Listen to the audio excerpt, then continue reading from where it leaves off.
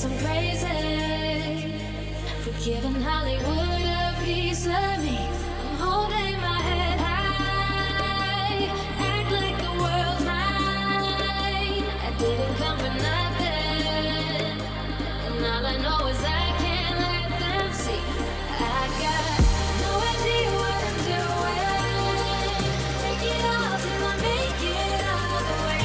I've been winning, I've been losing, but you're never gonna read my poker face. Make it all till I make it. Make it all till I make it. No idea what I'm doing. Take it all till I make it all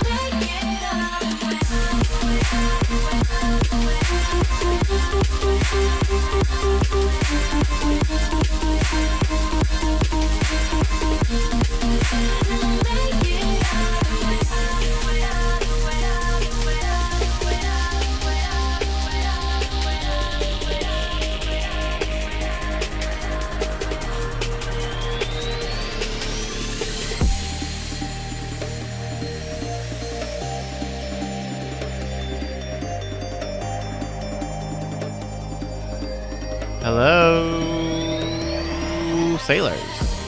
Take your button. Oh. Hello, everybody. Welcome to Monday.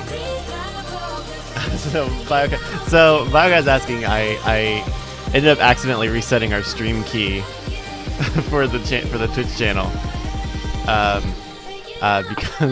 because I was. What I thought I was doing was I wanted to test. I was doing a stream over the weekend, and I wanted to do a test. You can do a test stream, right? And I thought it would let you watch that test stream, but it's not. It's for making sure your bit rate is consistent and stuff. So got it. So you have to append this little key to the end of your stream key, which is pretty normal. But I had to go get the stream key, and when you go to get it, there's a big purple button right under it that says reset key, and you would think, oh, this is the close window button. Oh no. So it's fine. I just have to relog in on the Wirecast for the show. Oh, got it. So it assigned us a new unique streaming key. Yeah, because streaming keys they would need to be reset because once somebody has somebody else's, you can transmit on their thing. Right. It's authentication free. Got it. But it's weird because Wirecast uses your Twitch login to pull your stream key. Yeah. So I can't just put the new one in. You have I have to go log in. And now that we have two-factor, you have to start adding your code to the end of the password because Wirecast doesn't have access to the right. These are great problems. These are for very us to good have, problems. These are right? very good Like 5 years ago, I'd be like, man, won't it be great? We'll get into the office and be like, this would be the big thing. Is we had to reset our key. But it was pretty easy. And all the trouble came from me doing 3 different things wrong today. So all right. Well, look, before Justin joins us, sure. So I don't know if I told you, but no, I did tell you. Like lately, Probably. when I get a haircut, I just say, style it however you think it should be styled, because I'm just curious what I'm missing. yeah. And it seems like everybody loves to style like what to me feels like a Cupid doll, like this weird curved and like a little poof of hair on top.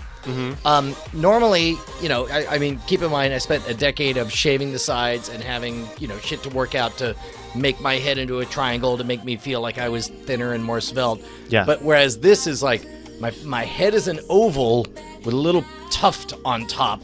Right. But then again, I also acknowledge that there's that bias where, how you think you look is Way probably different. the worst person to judge, right? Yeah. So that's part of the reason I'm just like, I don't know, somebody not me do this. It looks like it reminds me of the last time where like I was mostly taken away by how different it was. Yeah. But it like even by the end current. of that, yeah, and by the end of that, it looks fine. Yeah. You're looking good. What do you say, Justin Robert Young? Yo, what up? Hold on. We did it. Hold on. Okay. There we go. Hey, there he Dude, is. do you see this 3D shit? Look at this. Get ready. Get Okay. ready. Your face is about to melt off of your butt. Oh shit. We got our own Oh routine. shit. Dude, that looks great. Right? Thank you. I can show you. I can give you a sneak peek of the Cord Killers one if you want. Oh, yeah. The Cord Killers one I think looks the cleanest out of all of them. I mean, it's the same like Ooh. little camera stuff, but Yeah, sure. That looks great. yeah. Yeah, that looks fucking awesome, man. Thank you. Right on. I did hear you guys talking about what's it called, about your haircut. I think it looks like I think that what people are trying to go for is something that is very kind of in vogue right now. But it doesn't look bad on you. Well, good. Well, I'm glad to hear that. You know. It's like the Gordon Hayward. He's a basketball player that has a very similar kind of like. It's this sort of. It is very retro. Like there is this like. The in thing now is like 1950s male haircuts with beards. That's modern male fashion. I think that's the surprising part to me is to enter a phase like I don't know. This is also the stakes are just different now, and you would think the stakes would be higher since you both for you and me our publicity is You're at an on all-time screen high. way more. Right. Right. But and yet we're also at a level of competence where hairstyles will affect our trajectory the least that it's ever been. So as a result, I'm like, I literally almost made an appointment today to shave in a full mullet. Really? Oh boy, howdy. do you know what I would like to see that I suspect would make you the most uncomfortable? Like you've got nice long locks right now. I kind of would love to could see do you them. do the Bryce undercut. Like I don't know if that yeah. would be like like that shit. Like that seems like that would make you the most uncomfortable because much like my hairstyle right now, I can't pretend it's ironic or whatever, you know? It's on the spectrum of current fashion. You And- kind of got a Tintin thing going on. Yeah, that's what I keep picturing. Right. Which It's fine. I mean, there are worse things to be in. No, that's how it might look in silhouette, but that's Yeah. not how it is perceived because it is perceived as like it is a ridge of hair, not like a wild. It is indeed the difference between control and chaos. Yeah. Hang on. Yo, all. Good time to remind you that we're live doing the Weird Things podcast, which you may enjoy. Period. Oh, Skype stopped working. Okay. Oh, that's fun. Well, that's yeah. Fun's a word. Not the one I would pick, but yeah, sure, that's a word. All right, let's get Justin back. That's new. I've never had it crash like that. Man, there was also a time that the prospect of like Sorry about that, Justin. I don't know why it crashed. there was also definitely a time, Justin, where the prospect of us running Sans Andrew would be like an anxiety inducing moment, but two vectors have approached. Number one, the fact that that you and I have I think grown into our roles and have figured out how to handle that better. Number two, the fact that Bryce has grown into his role and is able to be a surrogate third. Like just at any I don't know. I'm really impressed with Bryce's ability to pinch hit on this stuff. Just show up and get through it. Talking about TBC, TBC taking care of Bryce. Tony B. Casty. Tony B. Casty. Okay. Oh, that'd be Taking TCB. Taking care of Bryce. TTBY, taking care of Bryce, yo. TCB. I just picture Elvis at a nursing home with an aged Bryce. He's like, I'm just TCB. I'm taking care of Bryce. All I want is from now on that to be the new shorthand. Whenever Brian hasn't paid you out on something, you just text him. It's TCB. TCB. You gotta pay that. You got a TCB. TCB, huh? TCB, yo. TCB. All right, one more moment. I know we're starting a little late. Oh, take your time. Don't I, you worry none of it. I got caught up. They're making these Game of Thrones episodes longer and longer. Are they? Well, it feels longer. Oh, have you not watched? I got up a little late today, and I wanted to watch it because I only have so much time between shows. Between disappointing podcasts. lack of muff diving in this episode. What are they just not gonna muff dive anymore? They set that whole thread up and then nothing. Yeah,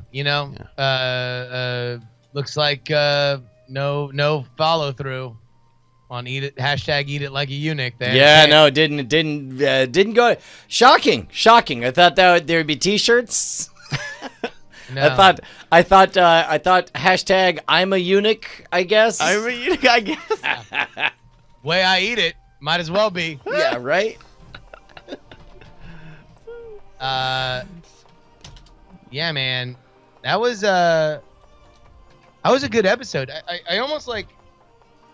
I understand that the show is just in a different place, both in the story and the fact that like they got a lot of ground to cover and they don't have a ton of time to do it in. Mm-hmm. But like an episode like last night's, I kind of like I long for the moment when we had a lot of like boring talking scenes, like as like there's just so much kind of like constantly like all these like huge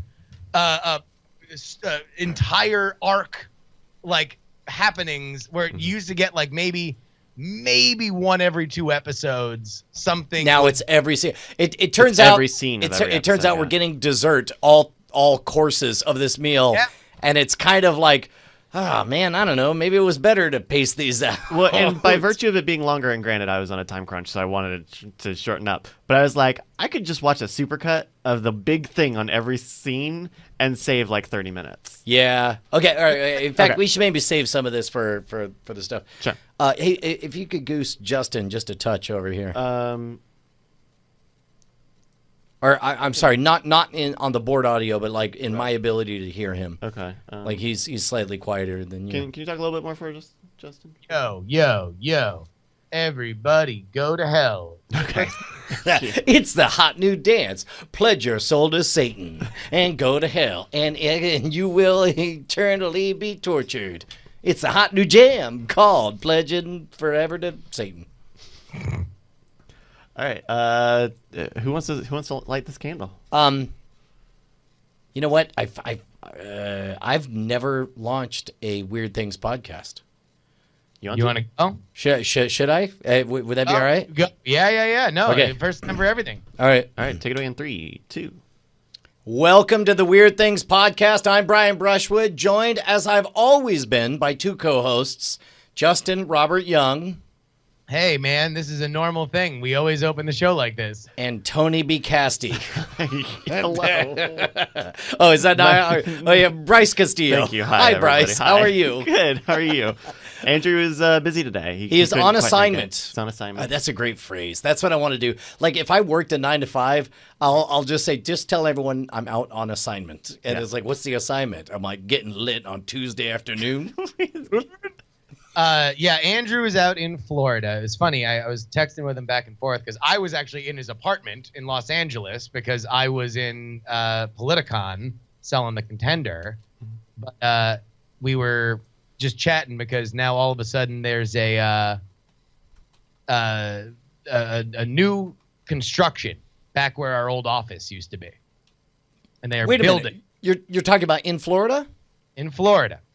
Wait, this is the place where the offices where I first visited you and first. Oh my goodness.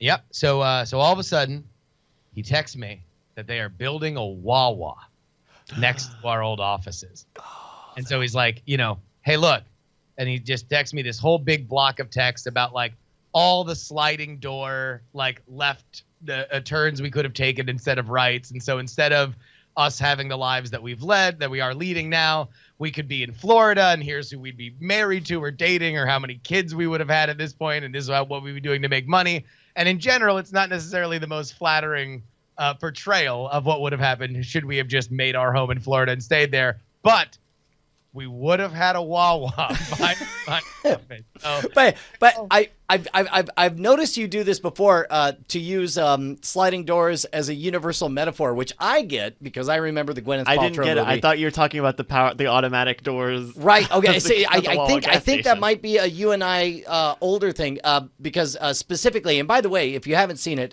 sliding doors is, as far as chick flicks goes, maybe the best one because it's got a sci-fi element for all the dudes in the audience because it's basically, you know, two realities split in one. A chick makes the door in time to get on the subway, and the other she does not. And you follow the two parallel paths of what happens because in one of them she comes home and catches her lover cheating on her, and the other one she doesn't. And I don't know. I've always enjoyed that metaphor, and I've always also questioned whether or not you and I were the only ones who got it. whether or not I should be making just casual references to Gwyneth Paltrow movies. Yeah. It's good. It's a good little that was the one that caused. Hold on. Wait, we have a phone call here coming in. What? Hello, caller. You're on the air. Oh, hey.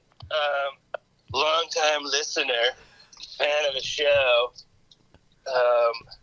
Caller. Yeah. Do you have any? This is the Weird Things podcast. We talk about weird things. Is there any weird things that you'd like to talk about? Well, as a matter of fact, I would like to talk about a weird thing that happened to me. Uh-huh. I think I may have seen a chupacabra. What? Oh my gosh, Oh my caller, God. who's on the air, who we definitely have never heard from before. Tell us about your chupacabra encounter. It was frightening. They said it was an iguana, but I know better. And there were a lot of them. And I was on an island, and I was trapped with them. There was more than one. There was an island of chupacabra. All right, now, Chupacabra Island. Caller, where are you calling from? Florida, where else? caller. Now, I've gone to South America, and I know there's a lot of iguanas that hang around. I would imagine in South Florida there would be a similar number of iguanas. Pretty common reptile. Yes, there are many of them. I kayaked to an island, and I walked around, and I may or may not have had to relieve myself, and I heard something moving in the bushes, and I thought everything would be fine. So I went to a different part of the island, and then I heard many things moving in the bushes, and I realized this was not an island man should tread on. Caller, did you actually spot? I mean, can you confirm that they were iguana or chupacabras? Well, I don't think there's a difference, to be honest. I mean, listen, the way the globalists tell it. Now, caller, were there? Chupacabras eat goats. If I know my lore right. They Were suck goats, right? That's they suck the blood of goats. What blood? Whatever. Let's not judge. Well, caller, just tell us: is there? Are you safe now? That's what's most important to us. Yeah. Is everything okay, caller? I do have to drive through a long stretch of the Everglades where there are pythons. Okay. Well, caller, if at any point while listening to this live broadcast on the internet you feel unsafe or feel like you have an opinion to chime in on, please feel free to call in. Go ahead and call right back in. Okay. All right. There we go. Ladies and gentlemen, a random Florida man has called myself up. Hey, man, what do we got on tap for today? I don't know. Oh, I was hoping to calmly segue because Yeah. I know that in his absence, Andrew hooked us up with a number of stories that we can jump into. Let's see. Starting with, I'm going to read this. Okay. We're going to explore this together. You guys have not read these stories. I didn't read Before ascending to heaven, Andrew left behind a number of scrolls. Wait, is he dead now, or is he Well, still on assignment? I mean, a lot of people call Florida heaven. they say it's the land of chupacabra iguanas. Yeah. And sounds like heaven to me. okay, so interesting. Okay, so the headline is, All right. this is a. Do we ever decide is it Ars Technica or ARS Technica? I say ours. Ars Technica. Like the butt. Augmented reality wins big in First Amendment legal flap. quote, Pokemon Go craze prompted a Wisconsin county to regulate AR gameplay. See, that does Oh. not sound like it won big. It sounds like AR lost that battle and is now regulated by state authorities. Well, maybe it's loosely regulated. But, Well, I guess, yeah, the question here, and I have not read this article yet, but the question is whether or not it would be open for other people to either sue it or if it didn't have any kind of blanket recognition as a technology by the government. Okay, well, so the text reads, a judge on Thursday declared as unconstitutional a local Wisconsin ordinance mandating that the makers of augmented reality games get special use permits if their mobile apps were to be played in county parks. Now, this is very weird things. that's a very, that was a weird local law to have. You need a permit to use...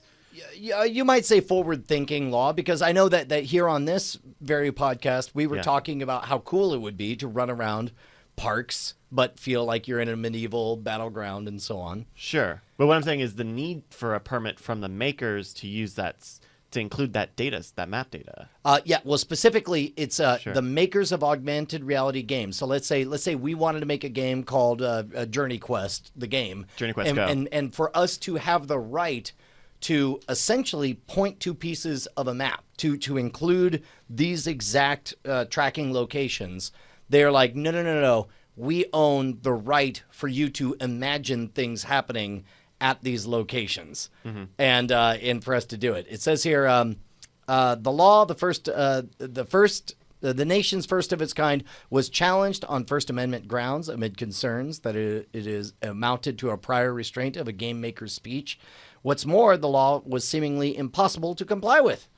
Federal lawsuit was brought by Southern California company named Candy Lab, the maker of Texas Rope'em. Oh, dear. God. What? An augmented reality game with features like Pokemon Go, sued Milwaukee County after it adopted an AR ordinance in February in the wake of the Pokemon Go craze. So if we're going to be as generous as possible, Justin, Yeah. on one side of the spectrum, you have the fact that Pokemon Go, part of its setup was that it took all the places of interest and it put Pokemon Go gyms in them, right? Which really got awkward when people showed up at the... At cemeteries.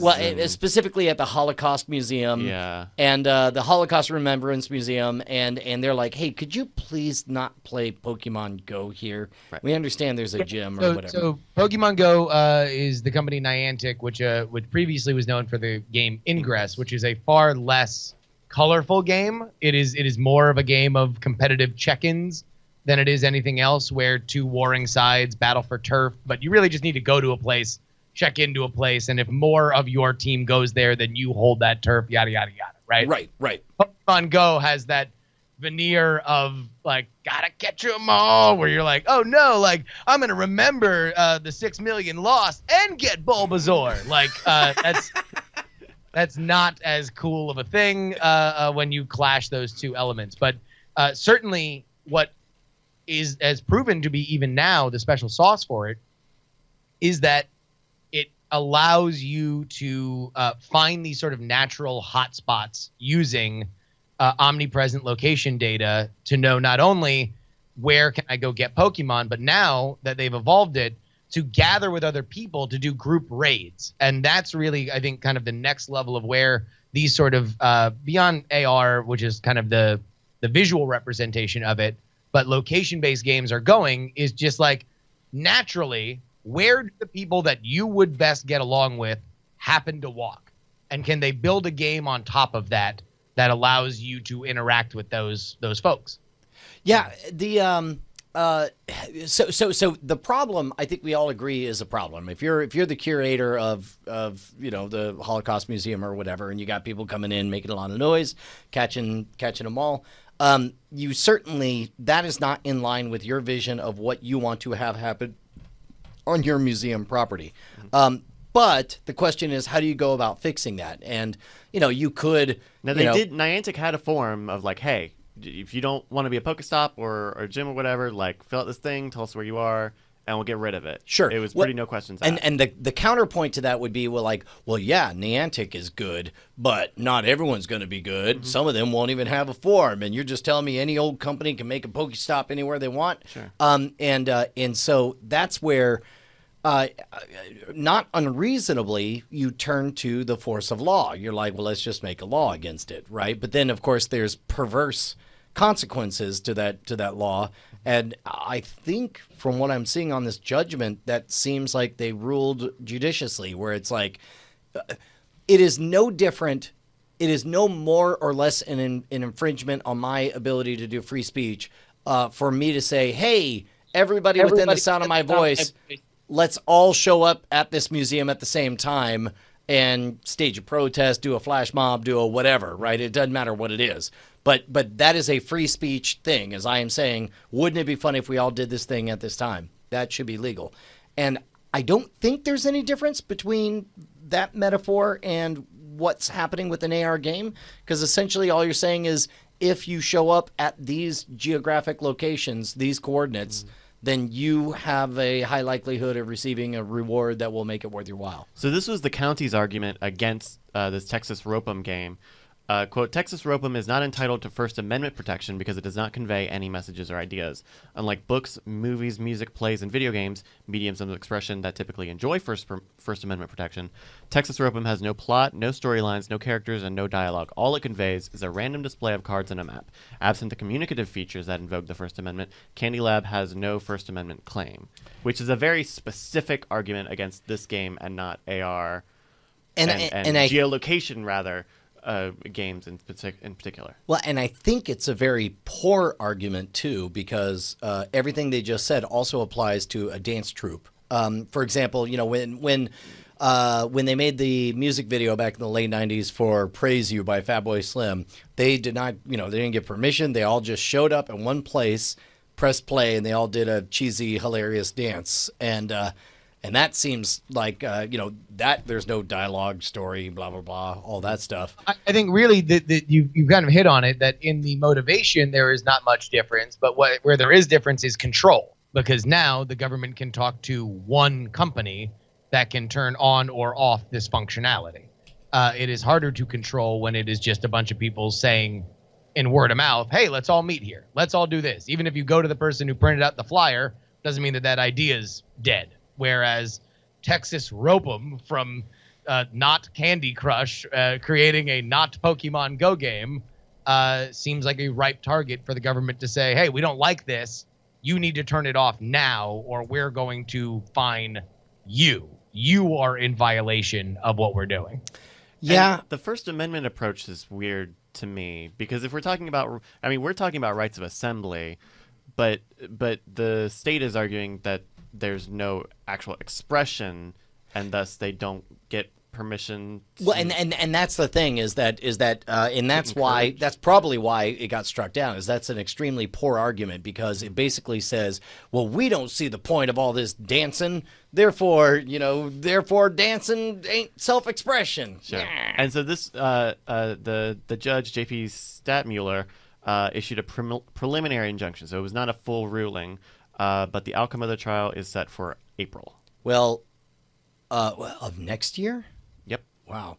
Okay. Well, I'm in favor of this ruling as we've seen it so far. We will see, if for no other reason than because I absolutely adore the idea of the more we divorce our for lack of a better word, our spiritual beings from our physical corporeal bodies.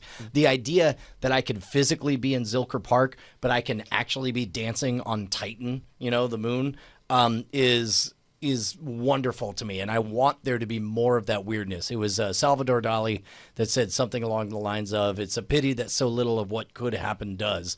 And all of this AR stuff, all of this opportunity to let's all congregate in literally any place and have I love the idea of the silent concerts. Have you ever experienced one of those? Oh, silent discos? Yeah.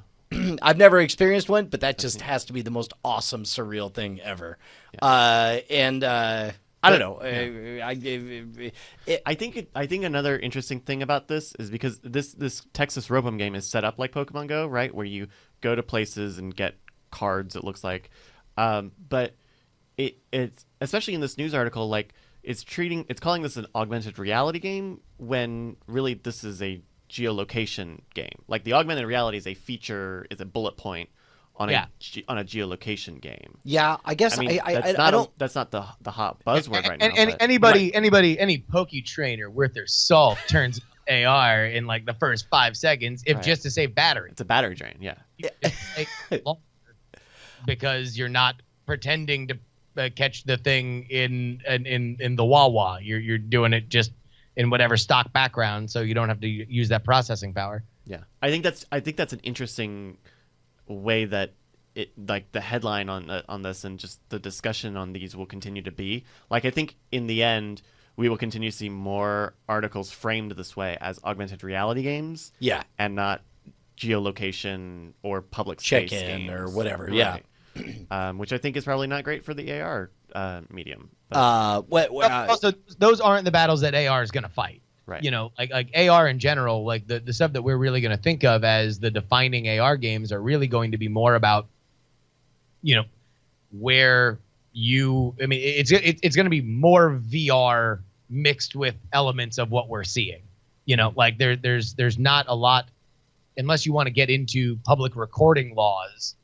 All the AR stuff is just kind of, it's going to be a more private thing anyway, as opposed to geolocation, which by its necessity is going to have to play a little bit fast and loose with where people are, you know, allowed to walk, but maybe not allowed to conduct business, quote unquote. Yeah. Yeah, but even then, what does that mean in a world where it's like just by virtue of that's interesting. So nowadays, like there are, depending on where you live, certain restrictions about your ability to pull up in a taco truck and start exchanging money for tacos, right? Sometimes you need a permit based on health concerns. Sometimes you need a permit to physically occupy that space or whatever. But on the virtual side, like let's say it accepts Bitcoins, and so imagine this, the nutty idea. Forgive me, it's weird things. I get this way. Yeah. Picture Amazon Prime, but Amazon Prime offers different prices for everything based on where you physically are when you make the order.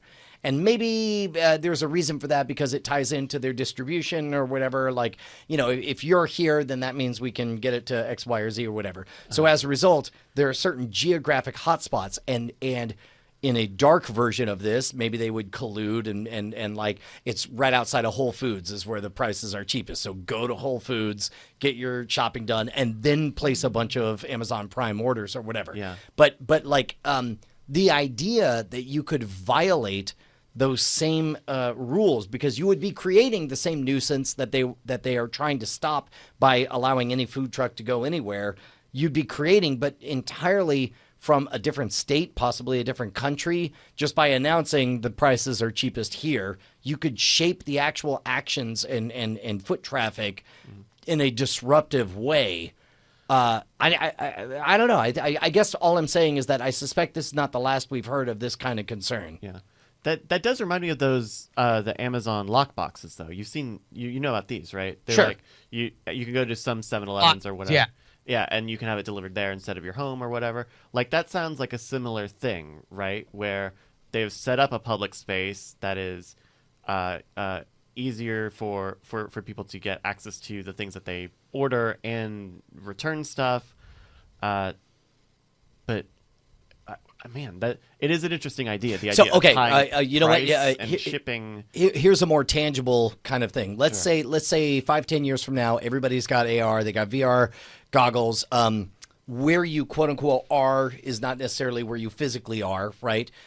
There's only so many places to do big assemblies in Austin. So we'll say let's pretend Zilker Park is the only place everyone can go, right? Sure. What happens when one group has a virtual funeral service for a well-beloved citizen of the area, and it's like, oh no, he had this whole presentation, he's gonna do whatever, and then yet another one double books, essentially says, Well, at that same time and place, we're going to have our crazy rave dance party with DJ Techno Bcasty. Sure. And so everybody shows up, MDMA'd out, and they're grabbing people, not realizing that I'm here for the funeral service.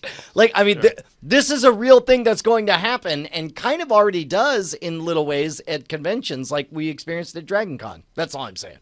Oh, sure. Yeah. I mean, right now we're less than 50 days away from our yearly excursion to Dragon Con in Atlanta, where not only is it the largest gathering of nerds, there's also at least one or two weddings that are happening, like not affiliated with the convention, but just white Atlanta Labor Day weddings. I mean, like the tradition, not the race, but also white people. College football starts that weekend in the Georgia Dome, which is a few blocks away. And so now all of a sudden, what is normally just a big mixed use place for people to have a very specific experience now has to be shared. Usually at the Hooters on Peachtree. Right. Well, and there's definitely, like, it's so curious to see the two cultures clash. In general, it seems like it's the sports folk who were unaware of the nerd folk and not the other way around. Most of the nerd folk know that there are sports folk floating about. Sure. But like, the shock and agog responses of everybody, who's like, what is that? I will say this, that really the better takeaway from that is that how much everyone generally gets along.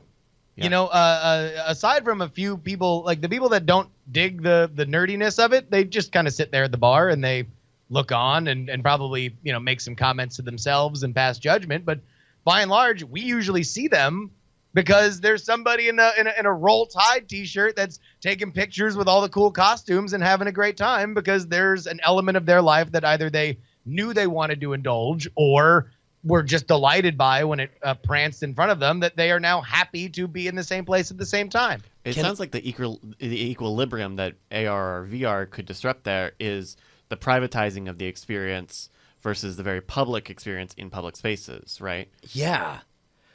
Can I propose a very strange scenario that I could picture happening 15, 20 years from now? So you got one of these multiple AR or VR parties happening at the same time in the same space. And let's say culturally, you're aware there's other bodies, but you know which people in this area are in the game and which are out of the game. So everybody's in the game shows up as another player, wearing their medieval battle armor or whatever. Everybody not in the game just shows up as like a gray rectangle, right? So it's like, okay, that's an object I should walk around, but they're not part of this experience. Do not involve them or whatever, right? Mm-hmm.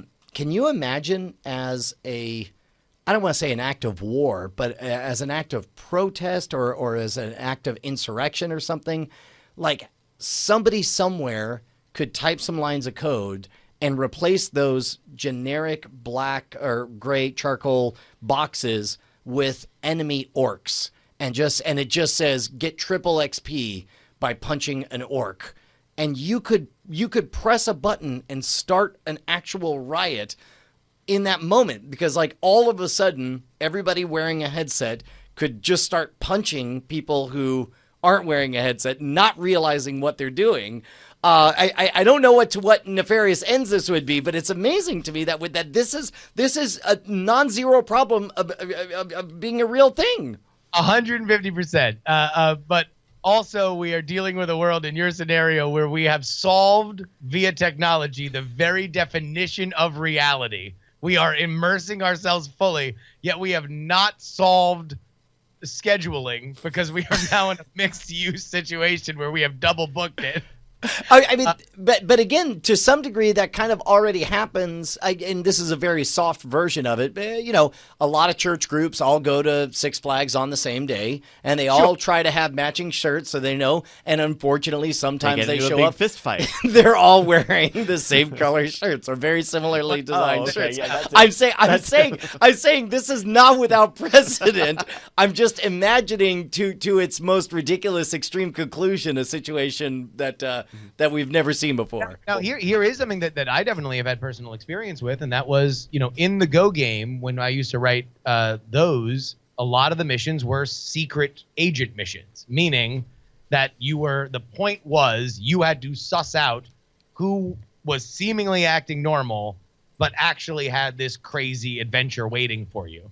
And that is something that in a world of geolocation and augmented reality, you could certainly see being more and more of a situation. So beyond there being necessarily like a hacking scenario where somebody would like, all right, redefine goblins as like sprites that exist where there are not people to just the people with mustaches or something. Right. Could certainly say, hey, look, this is a game of social needle in a haystack. And you have to find, the goal is that we're all going to meet at this place, but you have to find the three other people that creates your squad. And now all of a sudden we've ill-defined the parameters enough that you are roping in strangers into something that they wouldn't normally be a part of, and it could be uncomfortable and weird. Okay, all right. So picture as a splinter of the Go game scenario, right? Because we've been talking about public land, or I think we have. Yeah. But imagine, like when I did the Go game, we went into a privately owned coffee shop. And we looked for somebody who was repeating the same 3 actions over and over again, and then we found them, and then we engaged with them, and then we all clapped 3 times, or to activate the agent, you walk into this private place and clap 3 times. At what point does private property rights, like in this case, I assume that the Go game is just in general a good neighbor, and if somebody doesn't like people swooping in, causing chaos and leaving, they'll work with it, but that's not the way the world of law works, where you have to make a universal decision. Like, who has the right? Does the Go game? And I don't want to make it specifically about the Go game. Let's say the Mo game. Does the Mo game have the right to say double XP if you do it inside this person's private property? I guess what's the permanence of that? Because if it's a Go game, that's a couple hours in a coffee shop where people are allowed to sit and drink coffee. Sure. But if you're saying, this coffee shop will give you XP, but we didn't really tell them, like, is how big is the impact of the people you're addressing? How long is that? And I guess that's active? So legally, the Go game or anybody who would create a game based on somebody else's private property has no rights at all to do anything with that space to make money. Correct. So but do they have the right to say, if you are physically in the center of this property, you will get 4x XP as long as you're there? They can say, in terms of their own game. Like, I don't think that there's any law that says you can only offer regular XP when you I mean this is the future we're headed to. But it could be trespassing. Those people could be trespassing if they go to Starbucks. Well, no. All right, here. So dig this. In Massachusetts, or it might be Boston or Massachusetts in general, you can't have happy hour because it incentivizes vice. Oh, so they have to come up with weird different ways to offer drink specials, something that is common and still does happen, but they got to work it out in a weird different way to avoid the blue law that you are incentivizing something that is bad for the public good. I can see in the future some element of like, you can't over incentivize your fictional currency or your in-world rewards because it is creating too much of a public nuisance. And we as a city government or something don't believe that it's good for people to be carousing around these places looking for magic glitter eggs. So so no magic glitter eggs unless it's on public property. Well, especially and you could see as a moment of like civil protest, it's like, okay, the only way to get the enchanted platinum egg is you got to go outside this embassy and shout real loud, "Up yours, country of the embassy." Just the louder you shout, the more eggs you're gonna get. I would imagine your mic up to your mouth when you scream. So we can measure the decibels that affect the ability for glitter egg spawnings. Exactly. I mean, it's an extrusion of a scavenger hunt in many of these cases. Sure, right? sure. You're getting people from a central location to go to all these different places, find different things. And so what is your culpability if you ask people to do something irresponsible or be somewhere that they're not supposed to be? Well, and I mean, obviously, you're on. I think the short version is you're on the hook for whatever it is if you are the party that incentivized somebody to violate or trespass or whatever, then you're culpable for that stuff. But now all that does is take me to the next level of thinking, like, what if that's part of your art project where it's like you put up giant signs saying you will go to jail if you set foot over this, and then you incentivize it so super highly just to cause that agony of like, are you the kind of person that is willing to go to jail for this game by stepping in to get the 4X XP? I don't know. These are going to be fascinating questions. Here's what I would say. That number one, anybody who plays the game of weird things will get 4X XP if they go to patreon.com/weird things. Heck That yeah. is where you get this show. Well, especially if you're one of the next 3 patrons that get us back over 400 patrons. It's not too much. It's not too much for us to hope for 420, but all I know is that there are 3 of you right now. There are 3 of you right this minute who, for whatever reason, haven't gotten around to joining the ranks of the proud and being a Patreon to keep us on the regular and make sure the weird things are in your face at all times. Why not make that decision right now? Just $1 an episode. You'll never notice it. It'll never show up in your credit card. You'll see it on your credit card, but you will. Every time you see it, you will say, I don't know. I like those guys. Yeah. That's almost a quarter a piece. And it's not for nothing if you can get early access to After Things in an RSS feed, which That's you would right. normally have to wait for a few days. You also get what else? Oh, you get a special green color in the Discord, Oh, that's right. and you get access to the Diamond Lounge with a super secret back room. So, let me just say, there's no sex in there. That's all I can promise. So yeah, Definitely no sex, for real. Okay, look, my whole point was to say that as if maybe it wasn't true, but all I did was tell the truth. And it's just, no. it's called- I don't. Patreon.com. There you go. There, now you know. Man, I apologize, guys, because I feel like I've been kind of 2 minds because big political news is breaking that Anthony Scaramucci, the very colorful communications director, after 10 days in office, has been removed. So everybody is freaking out about that. is there can we talk about whether or not he's a reptilian? And whether or not the reptilians are out of the government these days? Is this an ousting of intergalactic proportions? What if he wasn't? What if he was the one that wasn't a reptile? Oh, they figured out. They're like, like, I'm oh. sorry. We really thought you were a reptilian. Like It the was rest of one us." awkward moment in the Capitol Hill shower, and they're like, "Oh, wait, really? You're not? Oh, all right, Oh. then yeah, you gotta go." Ooh, yeah, about that. So all right.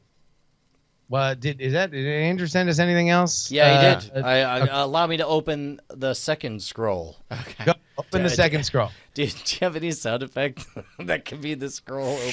Okay, there you go. Good. Headline: Alien ships near Saturn? ? Ex-NASA scientist claims of their existence. Well, this guy was from NASA. Yeah, a former NASA engineer at the Ames Research Center claims aliens are in our solar system and they're creating rings around planets like Saturn. Okay, hold on. Wait, hold on. Doesn't Saturn That's you would think that maybe Saturn. has rings? Yeah, you're telling me that no rings happen naturally? Can we talk about the nature of experts? Yeah, Sure. go. Because I think that we are in a very, very weird, not a weird place, because I think this is probably a far older problem than anybody wants to give it credit for, because everybody wants to blame the internet for stuff like this, where it's like the quintessential headline of place or person you should trust says controversial 50-50 opinion or less likely, right? Like that's if you really look at headline writing, that is 50% of just all viral headline writing, right? It's Yes. just doctor says only eat chicken fat, right? We're like, By the way, oh my this is God. the doctor I Chicken want to fat meet.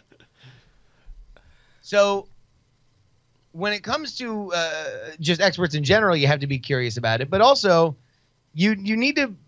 I think it benefits you greatly to also understand that not everybody who knows a lot is always right, or is even less prone to say stuff that is fantastical, right? Yeah. Now the researcher, he was a former NASA engineer at Ames Research Center. He wrote a book in 1986 entitled Ring Makers of Saturn. The book highlights that there are massive alien ships around Saturn, which Bergen dubs ring makers, including ones that have actually created some of the rings around the gas giant. I mean, that's fine. But also, what's this about the YouTube channel? Secure Team 10, which has nearly 900,000 YouTube subscribers. That's right. There's just a conspiracy theory YouTube channel that found his comments and got a quote from him and posted this video about it, which is where this article is sourcing from.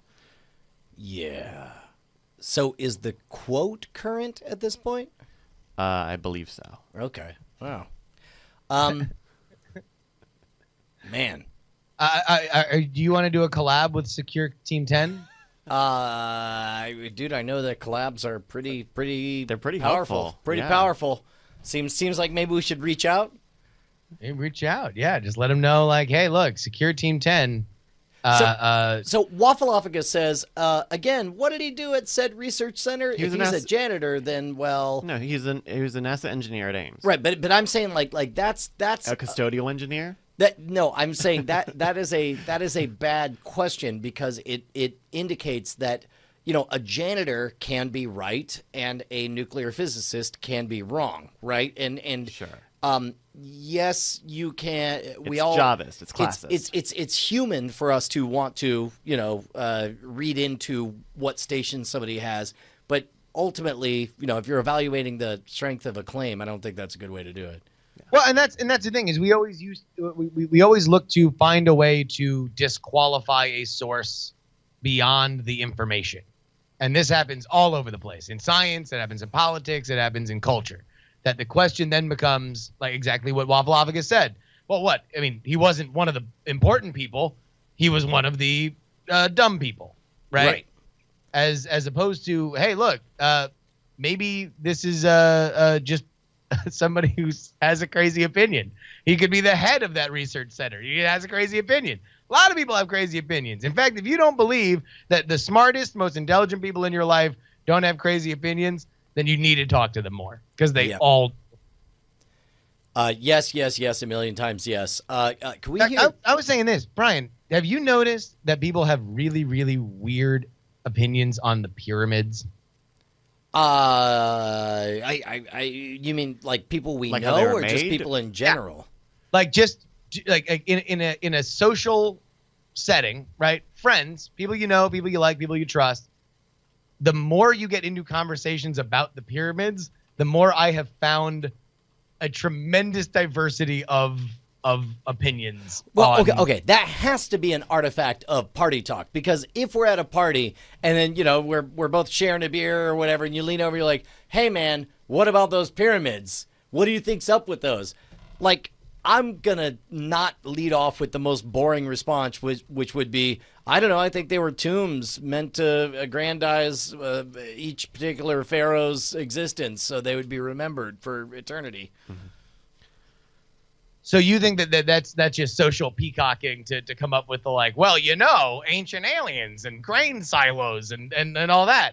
I suspect so, but I don't really have much to back that up.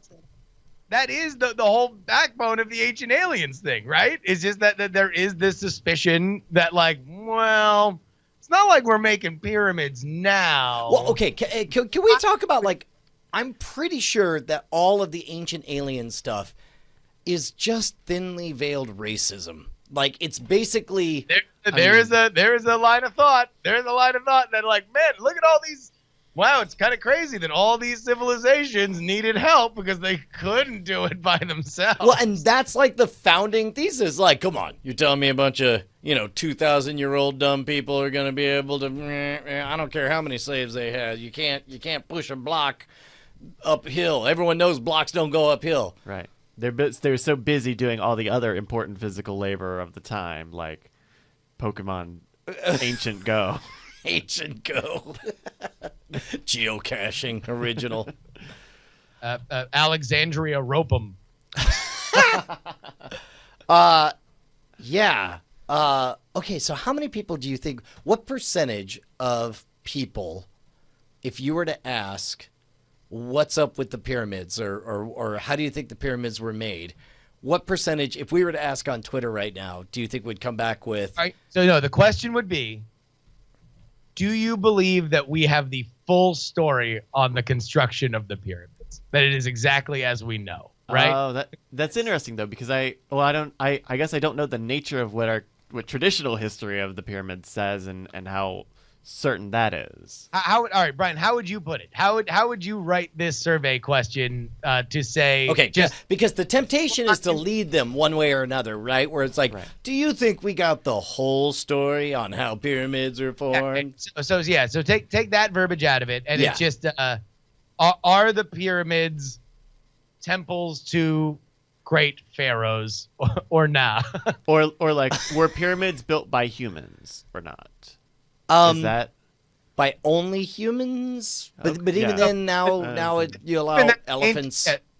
Yeah, the ancient aliens theory is like, yeah, like they had humans doing it, but they also had like, I don't know, moon dust or something to like lift the things easier. Oh, jeez. I don't know. I don't even know how to phrase the question that it would be neutral.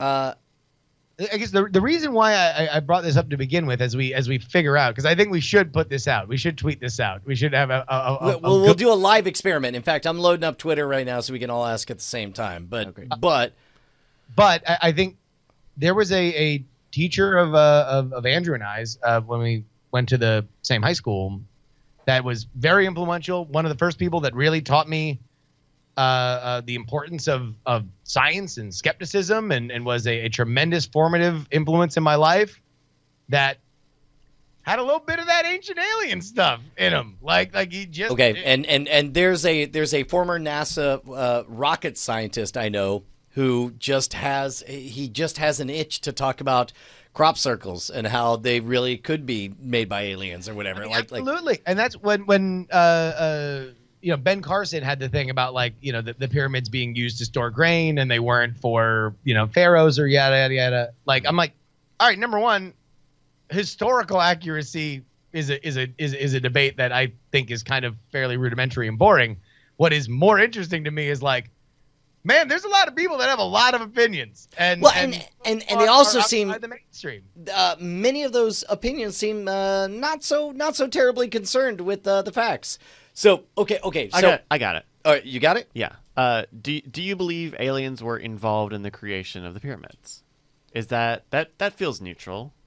Because the only question is that it's now we're leading them to the idea. Wait a minute. Okay, do you believe that there's absolutely nothing supernatural about the creation of the pyramids? Is that just asking? But if they supernatural though? Well, yes, but it also says like if you believe any kind of alien stuff, if you believe time travel, interdimensional, whatever, like you're gonna have to say no. I think there was. But if you believe in aliens aren't supernatural. Okay, so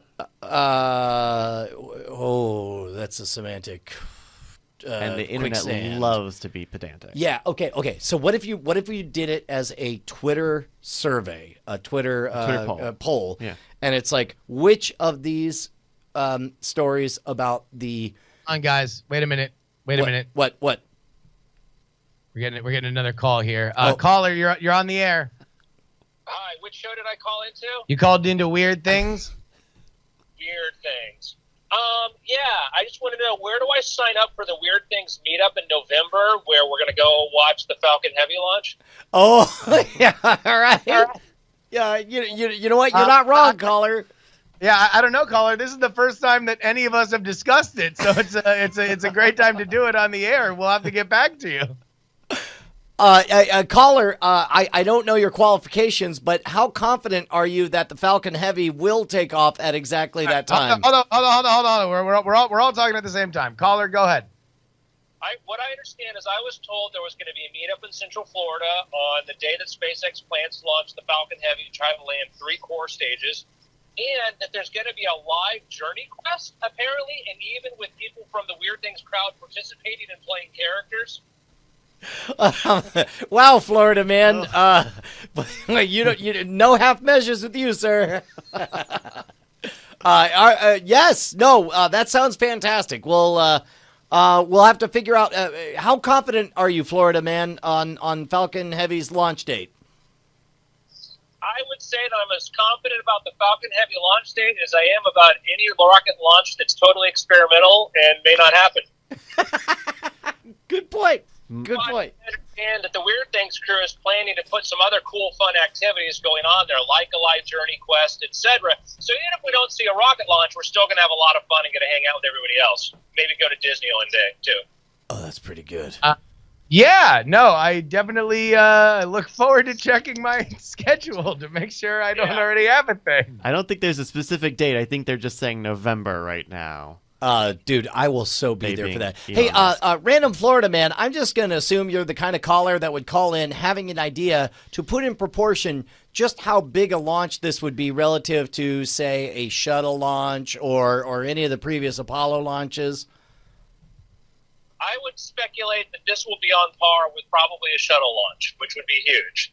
I would speculate that the added thing with this launch is the fact that you're going to be able to see 2 boosters come down over Canaveral, plus the 3rd one land on a barge. Now, the question of will it happen on the launch day, will that get pushed or whatever, that can happen. And we want to find out what kind of launch window they're looking at. But considering this isn't trying to do an ISS intercept, it means that they can have a longer launch window per day, and they can push it over a day. So that's why I would say that if we wanted to do a meetup, we could figure out like how to have some flexibility there, but just have a great time even if nothing takes off. And there's no they're not going to try to land all 3 of the first stages because basically you got 3 Falcon whatever the regular one is right now strapped together.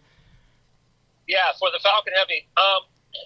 Last I heard, yes, they are going to. The center stage is going to land on a barge, and the first 2 stages are going to land back at Cape Canaveral. Oh my goodness! All 3 of them landing? Mm-hmm. Well, that's assuming it doesn't blow up on launch. Yeah.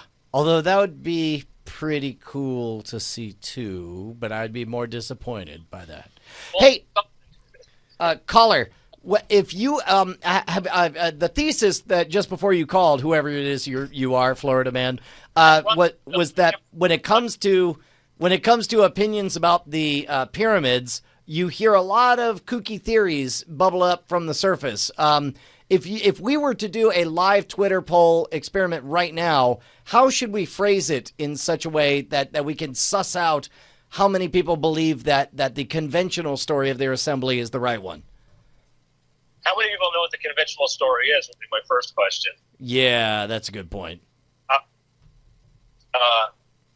And that's the problem with that is you talk to people about pyramid construction, you find out that, they're recalling something they heard from 20 years ago and haven't followed sort of the latest data. Like, we found the quarry right nearby where the limestone, where the stones were cut from.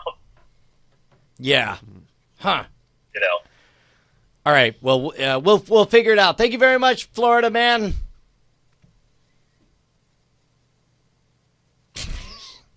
I'm sorry, I missed that. I was having trouble hearing you. Oh, I said thank you very much, Florida man. We'll figure that out. Glad to be of service. Florida man. Wow. A caller. He's that Florida man. Very helpful, very knowledgeable. I feel like very proactive. I feel like I should tweet out something. I'm going to come up with some kind of question. Okay. But yeah, you guys. I will back your play. Whatever you want to tweet. Yeah, we'll retweet it on the Night Attack. Okay. one. Well, here, Bryce, you want to open another scroll? Sure. Oh yeah. Shh. I saw this video earlier this week. This is a cool little video. Do you guys know about this video game called Ultimate Epic Battle Simulator? No. It is, I think it's early access in some capacity, but the idea is that you get a battlefield. You can set up landscape or flatlands or whatever, and you pick. You build out 2 armies of of all these different types. You can do knights and zombies and all sorts of different types of soldiers and stuff. And then you put them on a battlefield and they fight against each other. And so this one was making the rounds earlier, or like this past week or so. You know what? This might not even be the same one. This is like an early one. But pitting this specific video pits 5,000 Jedi from the Star Wars franchise, or I think they call them Sabermen or something, light Sabermen or something, versus 2,500 cavalry. And so we can cut here to watch this large this is scale astonishing. This is so if you've ever seen like in 3D renderings there's particle physics, you're just watching an astonishing amount. Oh my god, you were watching the wholesale slaughter of cattle, of horses and cavalrymen at under a rainbow brigade of lightsabers. Yeah, it's we can speed it up a little bit because this video goes 20 minutes. But I'll tell you this, it is pretty one-sided. So who wins? Well, let me see if we can skip to the end of the video here. Oh Jesus! And it's just a graveyard. It is just a corpse. Corpse field, yeah. Yeah. So it looks like the Jedi are holding way strong as they are just mowing through all this cavalry. That's right. So what is this engine? So I don't know the engine, but it's a new game that came out. Ultimate Epic Battle Simulator. Oh, wow. And so all you do is set up these big, large-scale battles. The Laser Knights, that's what they're called. Just totally clear house. I don't think is there a usually sometimes you can see numbers, but I think if you look over, oh man, there's like a handful of the laser swords on the ground. Like it's a trouncing.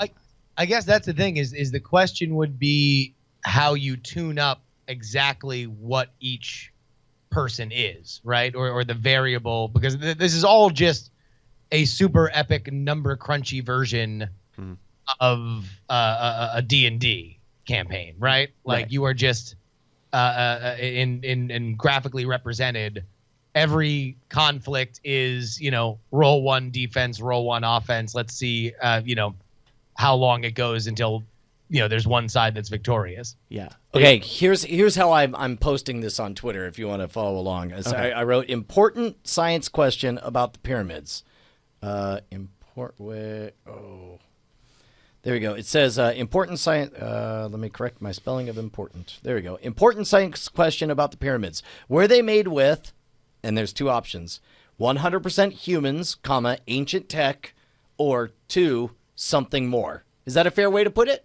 Wait, humans and ancient tech are on the same option? 100% humans using ancient tech, although I couldn't put using, so I put 100% humans, comma ancient tech, or B something more, like literally anything other than humans using ancient tech. Got it. Is that an okay way to phrase the question? Yeah. So I guess maybe set it for a few days, and so people can go and maybe the listeners can go voice their opinions. All right, I'm too. going to make it a 5-day journey. But we can watch the votes come in.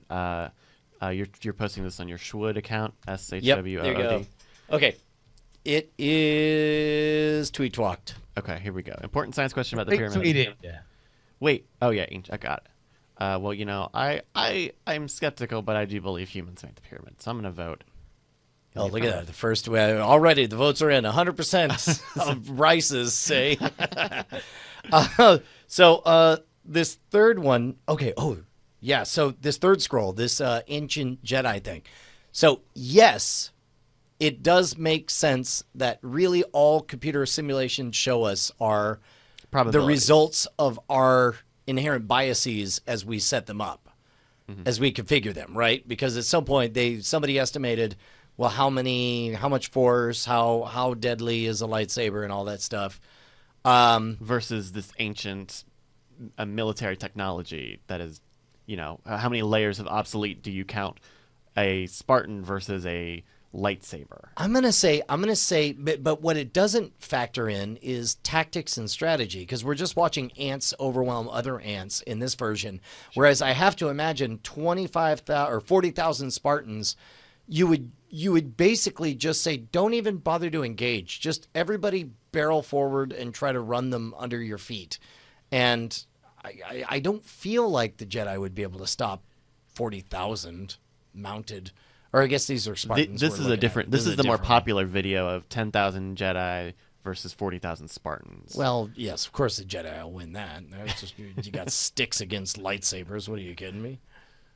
Yeah, I mean, I guess so. The idea is that they are starting them surrounded, right? That it was just a little cadre of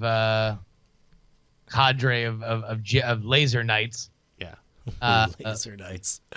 They have now et their way slowly but surely throughout the entirety of the Spartans. This reminds me of the video game Rome Total War, where it would do this kind of thing baked into the game. And in fact, like, the engine was so good for at least rendering the way, Roman battles went, that they ended up using it like on a National Geographic or a Discovery Channel thing. Oh, really? Yeah, it's like, now let's cut to the game Rome Total War. Probably look like this. And they're like, what about this one? yeah. Holy cow. But yeah. There's do we have our first results? 128 votes. Oh wow, here we go. 57% out of 176 votes say 100% human and ancient technology. Telling you what, man, people got opinions about this stuff. That's amazing. I'm saying 43% are saying something more. They're not comfortable with the idea of just 100% people using 100% old stuff that they had back then. Now I think if you drill down, right, the something more could be multiple different things. Well, sure, but the something more would have to include something besides humans and besides ancient tech, right? Sure. So Yeah, yeah. I think that's a fair way to couch it. Yeah. Because really what you're saying with something more is like, I don't believe the current story. There's no way old, dumb, ancient people with old, dumb technology could pull it off. Yeah. Huh. That is astonishing. Very cool. you guys want to do picks? Yeah. Yeah. I got a few. Can I, Which pick? I'll do, yeah, you know what? I'll do this one because I have more to say about it. Have you guys watched Ozark yet? I did. No. I watched the first episode for Court Killers, and I do want to get back to it. It was pretty cool. The first episode was very challenging for me. Like, Yeah? I felt just physically ill at how utterly and completely screwed Jason Bateman was. Like, I'm just like, there's no way. The trap is closing. And I realized that the last time I felt this way was near the end of watching The Shield, where it's like, there's just no way. And I realized that what they've done with Ozark is they've managed to take all of my favorite parts of Vic Mackey from The Shield, in that Jason Bateman just always has the right words at the right time, and is able to talk his way. That's his superpower, is to just know the right words to say. And yet he remains, at the end of episode 4, by and large, a very sympathetic central character, unlike Vic Mackey, who is damned from the first episode. You're like, well, this whole thing's going to be about the trap closing on this guy who deserves it. Yeah. Whereas And so, like, the elevator pitch on Ozark is that he's a money launderer correct, who gets caught up in a bad deal that he wasn't a part of. correct, and makes promises where he's like, hey, I will make good on my now dead partners parts that they failed on, and basically the question that the person who was having the money laundered asks is like, I can't tell if you're serious and this is really a plan of yours, or if these are the desperate words of a man clinging to life. And he's It's like, definitely one of those. they're like, here's some rope, go hang yourself or not. Good luck. Yeah. And so he goes down from Chicago to Lake of the Ozarks, and he is promising just an astonishing turnaround of the ability to launder a ton of money based on the popular summer season during that largely cash based thing. Right. But they do an amazing job of making you uncomfortable with all of the characters, including to some degree Jason Bateman, but him least of all. Like there's no it's challenging and fun and exciting, and my chest is tightening, and I don't know how to feel about it. And I'm loving it. I watched 4 episodes yesterday. It's been amazing. Cool. That's on. That's a Netflix original. Yes. Yes. Called Ozark with Jason Bateman. And wow. You got a pick, Justin? My pick is The Defiant Ones on HBO. Have either of you seen The Defiant Ones on HBO? No, but I've seen the ads. This is about the Jimmy Iovine and Dr. Dre, right? Jimmy Iovine and Dr. Dre. And initially, when I saw the ads, I took it as a fairly self-aggrandizing kind of documentary, as it is, you know, who really wants to hear the story of how, you know, the geniuses behind Beats by Dre finally conquered all, right? Right. But specifically when you realize that it's 4 hours. But I have to say, it was one of the best long-form documentaries that I have seen in a while. It is exceptionally well made. It is great for creatives, as it deals a lot with just kind of creative energy and creative process, specifically through music. But beyond that, you realize how close to so much of the culture of the 90s both those guys were at different elements. Specifically Jimmy Iovine, who ran Interscope, and effectively one of the most arresting sort of moments is as Interscope becomes bigger and bigger and bigger, Jimmy Iovine talks about the kind of people that he wanted to bring in. And he realizes on 2 different elements that there are 2 guys that musically he just wants to go all in on. And he wants to give them whatever they want, and he wants them to sign whoever they want and to build whatever empire they want. Mm-hmm. And one of them is Dr. Dre, who brings in Snoop Dogg, and the other is Trent Reznor, who brings in Marilyn Manson.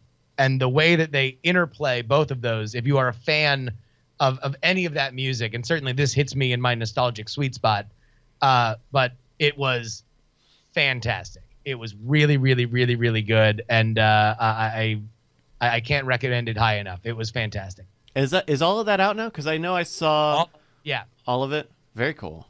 Stream all 4 hours. I believe it was directed by Alan Hughes. But the other cool thing is that like those guys are so connected.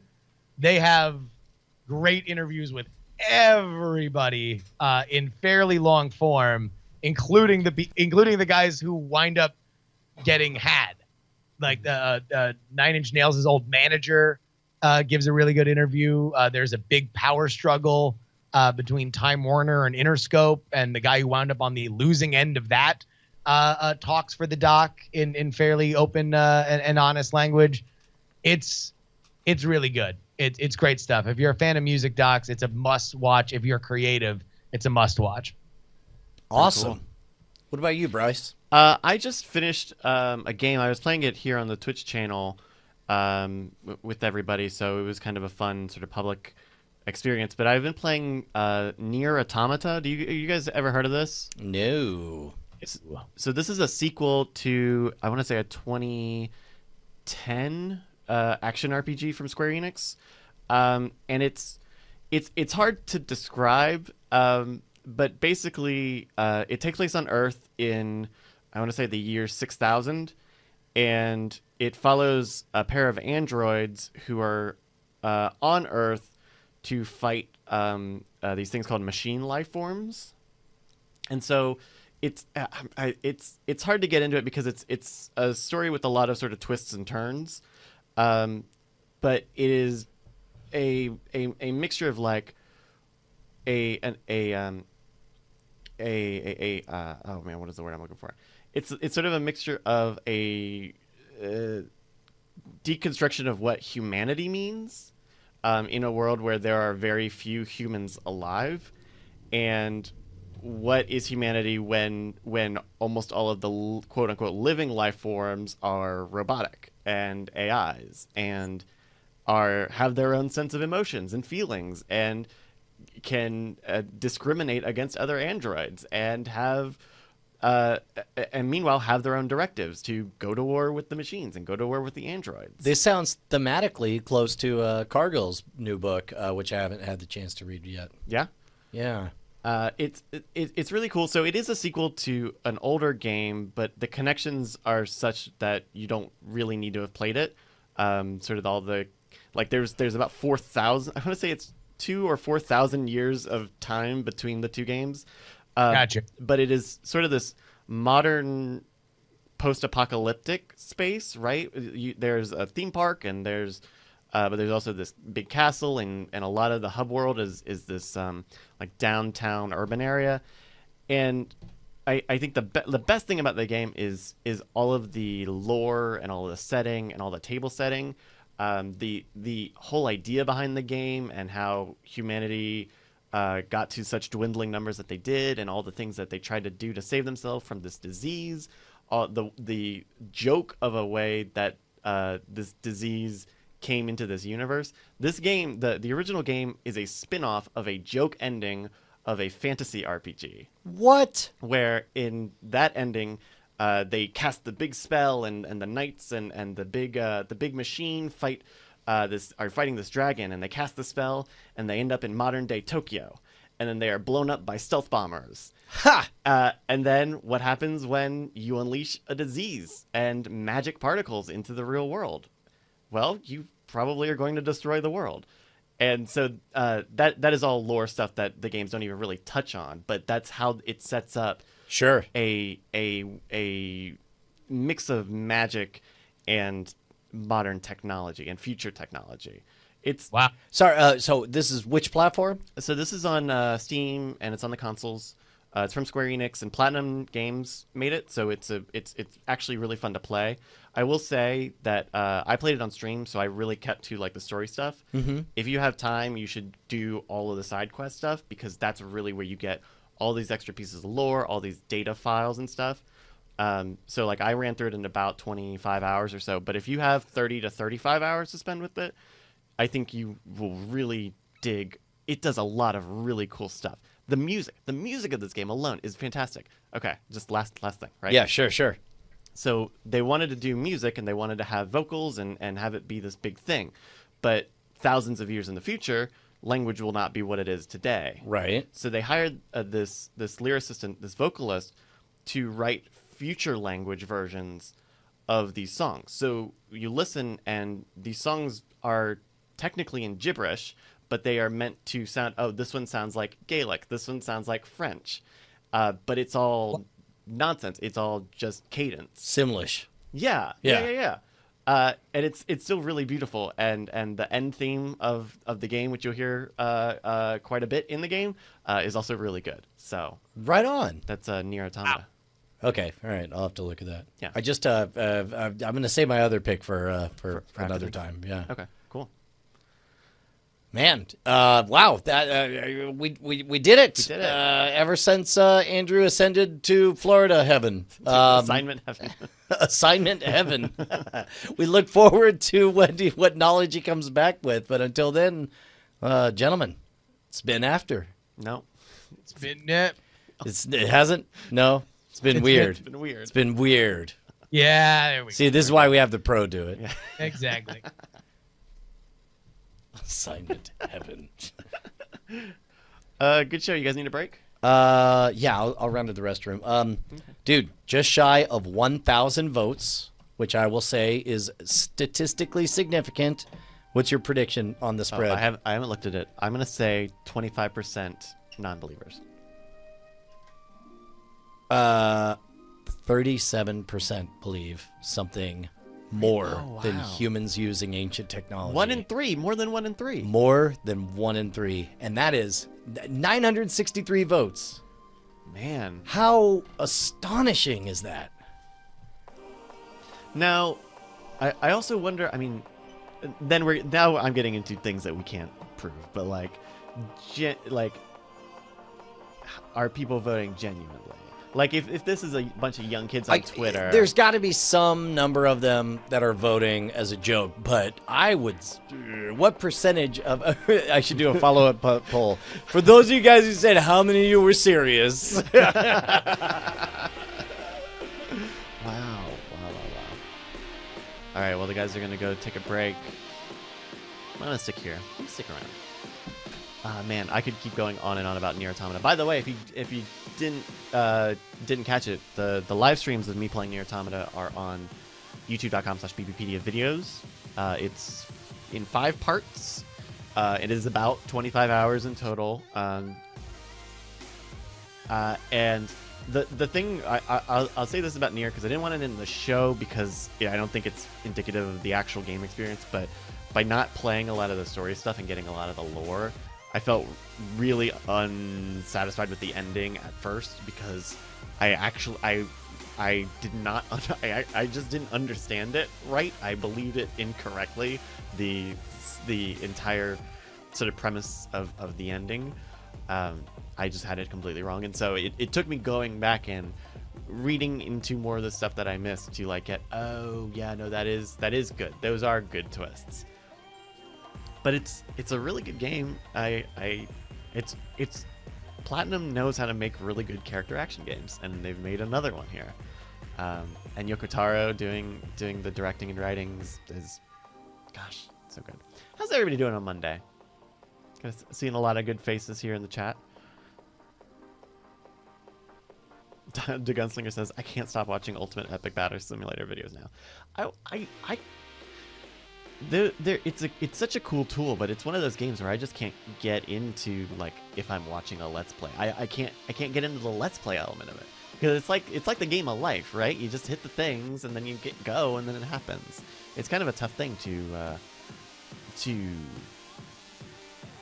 feel engaged with, right? You gotta really want to know what Jedi and cavalry, how they will face off. You really gotta know.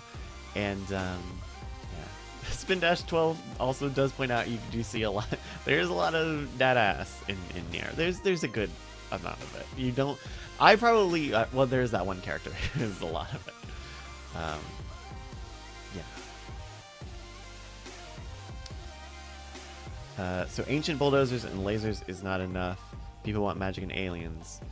But could it mean lost tech like steam engines? No. Steam engines aren't ancient. Steam engines are a very modern machine, right? That's the 1800s? Is that the 1800s?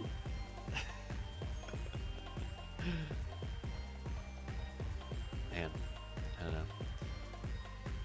Open Rage selected one of 1,000,000 chickens versus 100 Romans, and the chickens won. Oh wow. Okay, see, I didn't know that you could do like chickens. That's pretty crazy. Yeah. Hey, they're the guys. I actually buy that. I think 1,000,000 chickens would beat 100 Romans.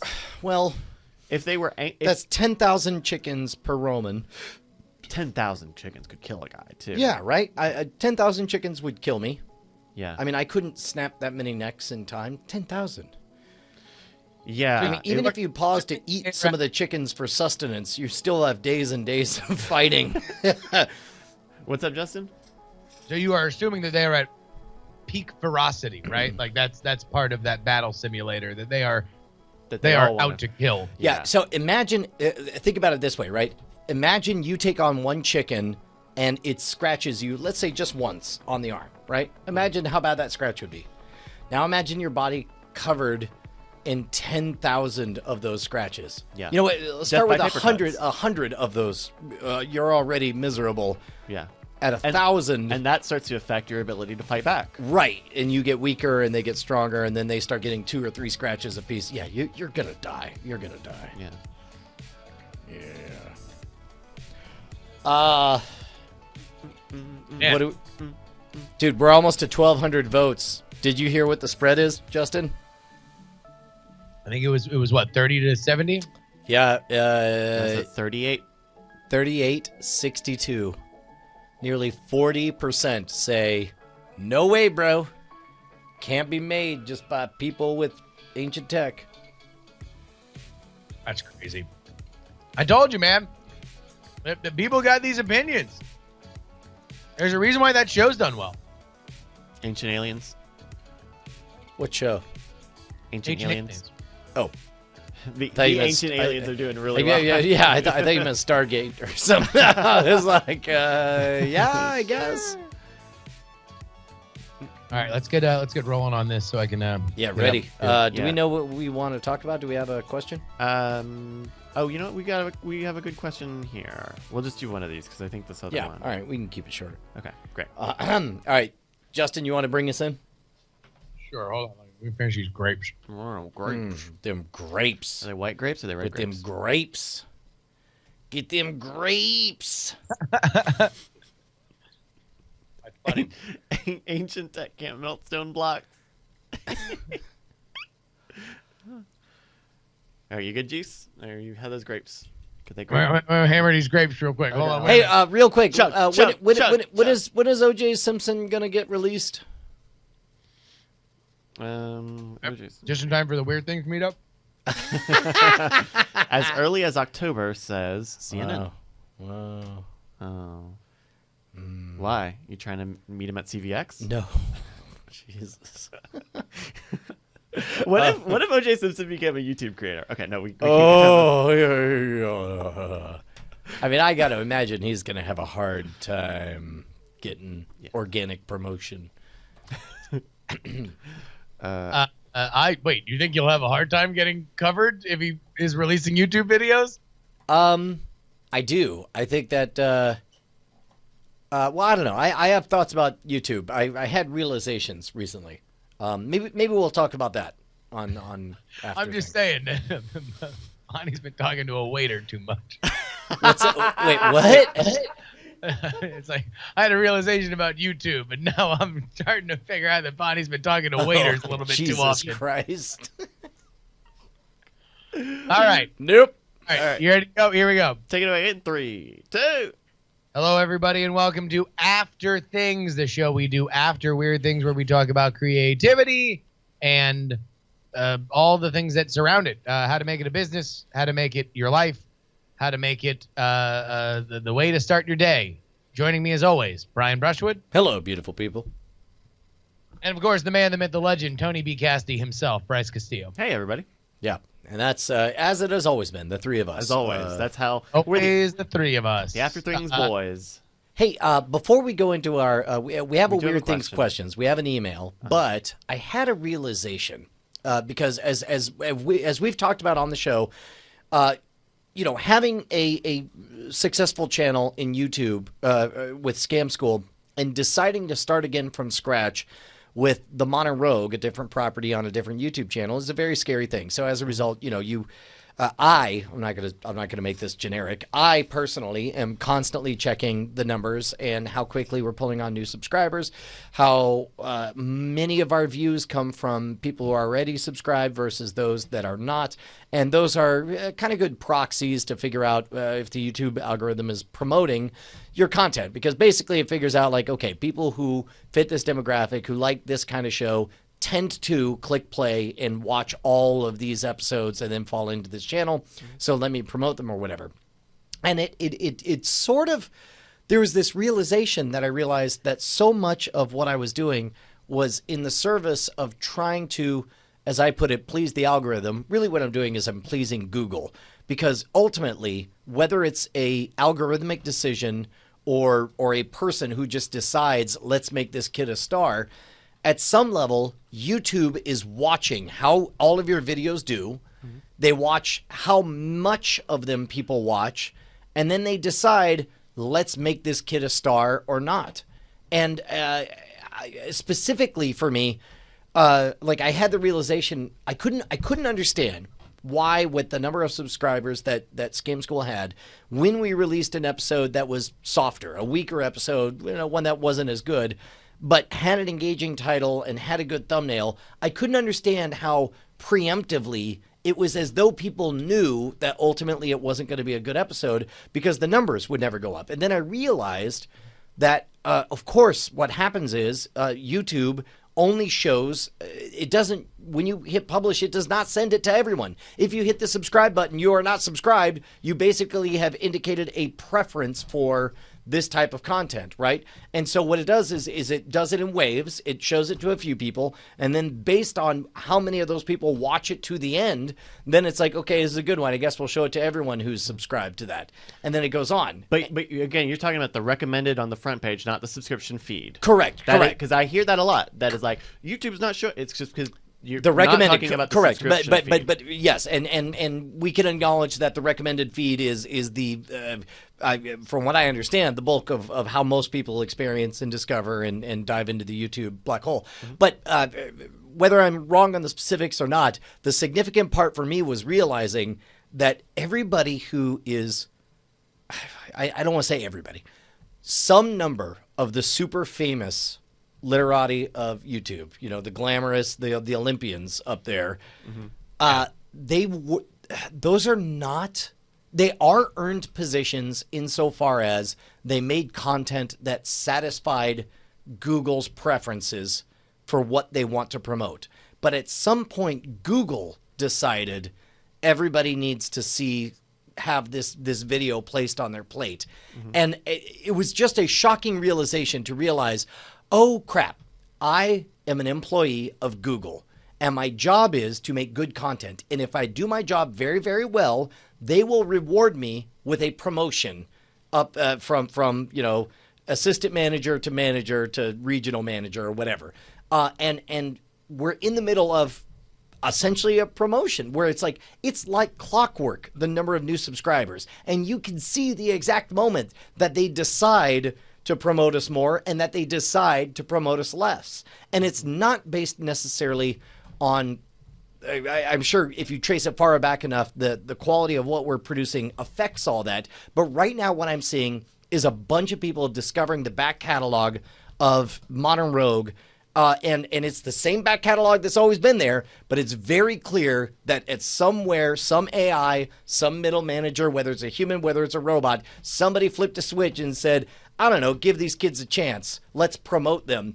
And there's part of me that despaired at that because I've been doing this for 10 years, and yet I found myself seduced by the fantasy that the quality of the product lives on its own.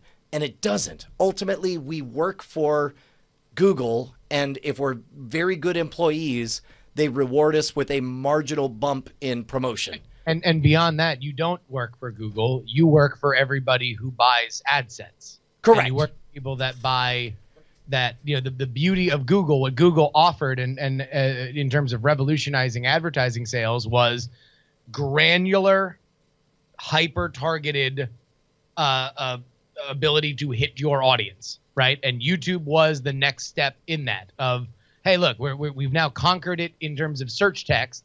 Now we'll get into display ads throughout the rest of the internet so we can just feed all these different places. But if you also want video ads and you want this kind of installation, now we are going to offer that on the back of YouTube. But it's all by exactly how they value, they shoots and ladder the money that they get up at the top down to the people that are making the videos. And ultimately what you are doing and guessing, that algorithm is just YouTube asking you, hey, please take all of our money and take all of our views.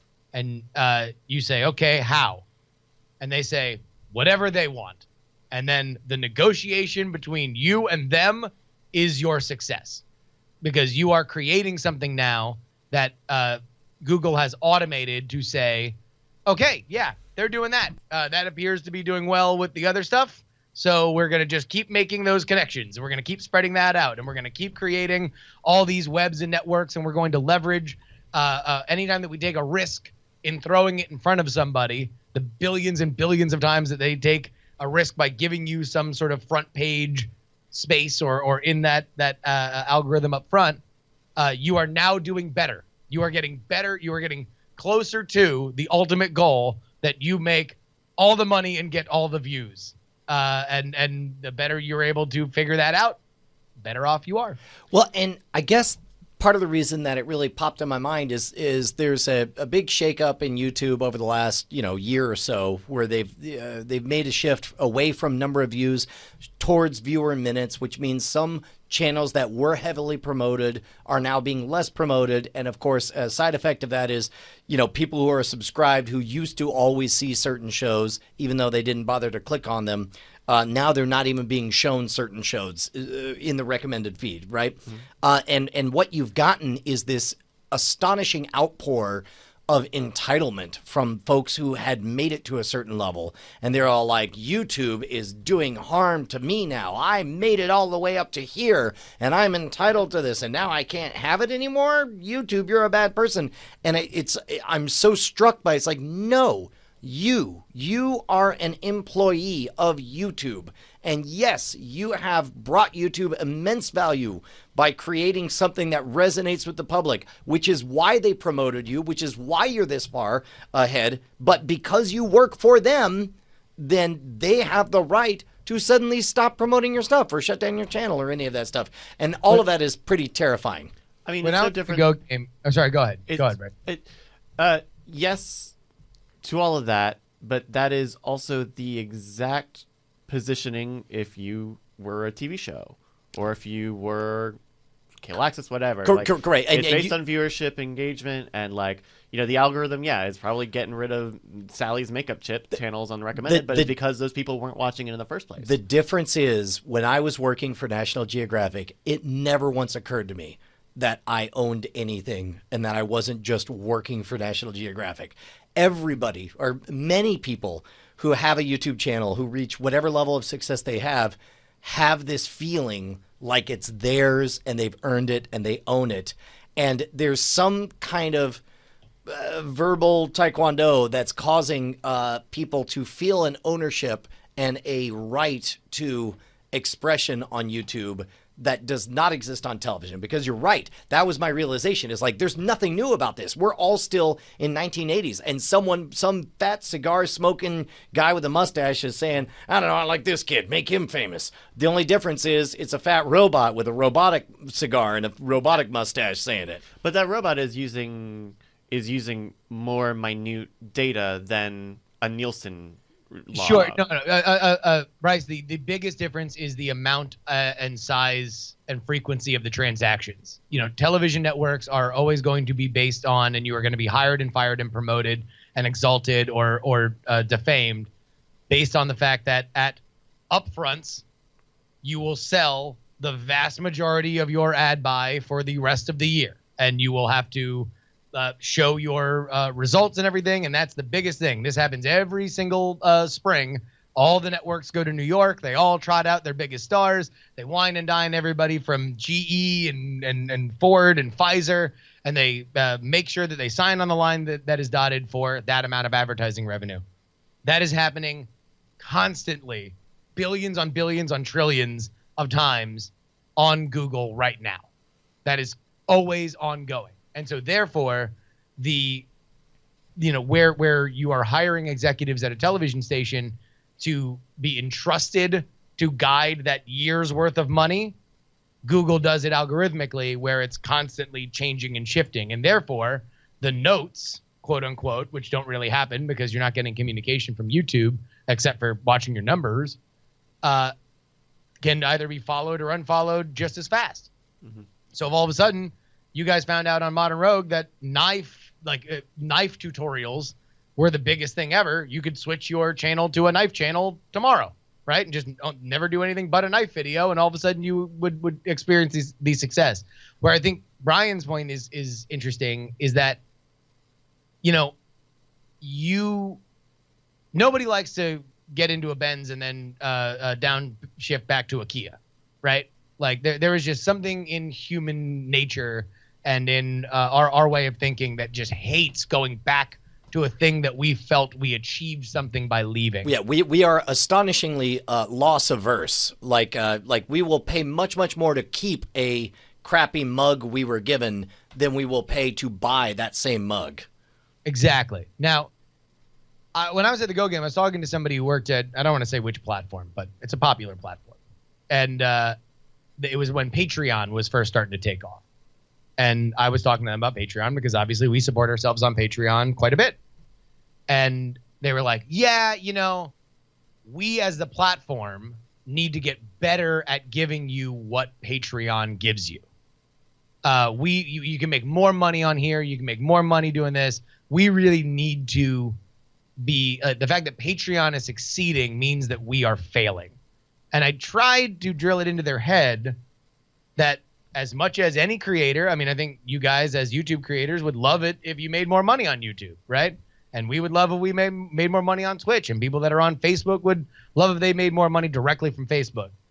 But Patreon will always be a great idea, whether or not it's Patreon that does it, because it's not those things. The fact that it's not those things, and you have an ability to convert your hardest core fans to a direct payment platform, man, that is worth its weight in everything, right? Like that is the reason why you can afford to take risks with the platforms, is the fact that something else exists where you can connect directly. Yeah, speaking of which, do you want to talk for a little bit about this? I don't know much about it. I suspect you know more than I do, but I had I have not at all read about it other than when we talked about it on the politics thing. So that's fine, but there's been fallout since then. There was some story, somebody wanted to cover a thing, and Patreon said, we think that your brand of journalism endangers lives, so you're dropped from the platform, and there will be no appeal. Like, this decision is final. I was curious what the fallout was that was going to be, and much to my surprise, within the week, I was listening to the Sam Harris podcast, Waking Up, which, by the way, spoiler alert, that's going to be my pick this week. It's amazing. But he says, hey, this is going to be really inconvenient, but I'm pulling all of my support from Patreon. I don't know this person's politics. I don't really care one way or the other, but I do know that I simply cannot afford to be under the thumb of anyone who can threaten to take away the independence of this podcast. So now, as a direct result of this, the only way to support my podcast will be at samharris.org/support. I assume. I don't know if that's the right one, but I found that astonishing. Somebody who did not have a dog in the fight when it came to the politics, but recognized that, well, now I know that Patreon feels like they're in the business of deciding what is and isn't acceptable, and I could be fired from my own clientele, and that's something I don't want to participate in. But short of rolling out your own payment processing server, you're always going to be at the mercy of somebody. Well, yes, but there are some with longer track records, like a PayPal or a merchant services account, or a number of cryptocurrency ways to pledge or whatever. But even PayPal is sure, like if it's like, I'll murder whoever you want, just PayPal me, or just like adult content. PayPal is, we run into it with the store with certain knives and types of items. No, that's right. They got a weird thing about knives. Like, unless you're always going to have someone be under someone's thumb unless you're rolling it yourself, and that's I guess that's the good question. I think that's why I'm so fascinated by this, because where does the line happen? Like, we're all here as independent podcasters and independent creators because we don't like the idea of working for somebody who decides how long we work, what hours, what we say, and then can fire us at any point. But I'm interested in exploring how much of our current position is really just a fantasy based around this idea of independence, and when in reality there's so much that's out of our control, and we can be fired, and we can have our platforms taken away from us. Sure. I mean, 100%. And there's a reason why platforms survive and gain credibility, and we think of them as something that is sturdy or of a more rock solid bedrock than others, because it is the absence of these kinds of problems. So for those of you who don't know, Lauren Southern is the person whose Patreon got pulled. The problem that I had initially when I read and this is the Daily Caller article specifically, I don't feel like I had a great sense of exactly what happened. So I don't feel that I'm in position to judge anything morally on whether or not Patreon was right or not right to pull it. But the problem that I had with the letter that they sent to her was they didn't cite any specific violation of their TOS, and they didn't, if it was not a part of their TOS, they did not push a new TOS that they wanted everybody to sign or force people to abide by if they were to go forward on Patreon, because that's the only thing that in a world where, you know, all of us derive, if not the majority, a large portion of our income directly through Patreon, that's the one kind of rule of law thing that I would have preferred as somebody who lives in this little town to have had. Is just, if you want to throw her in jail, fine. Just tell me exactly the law she broke.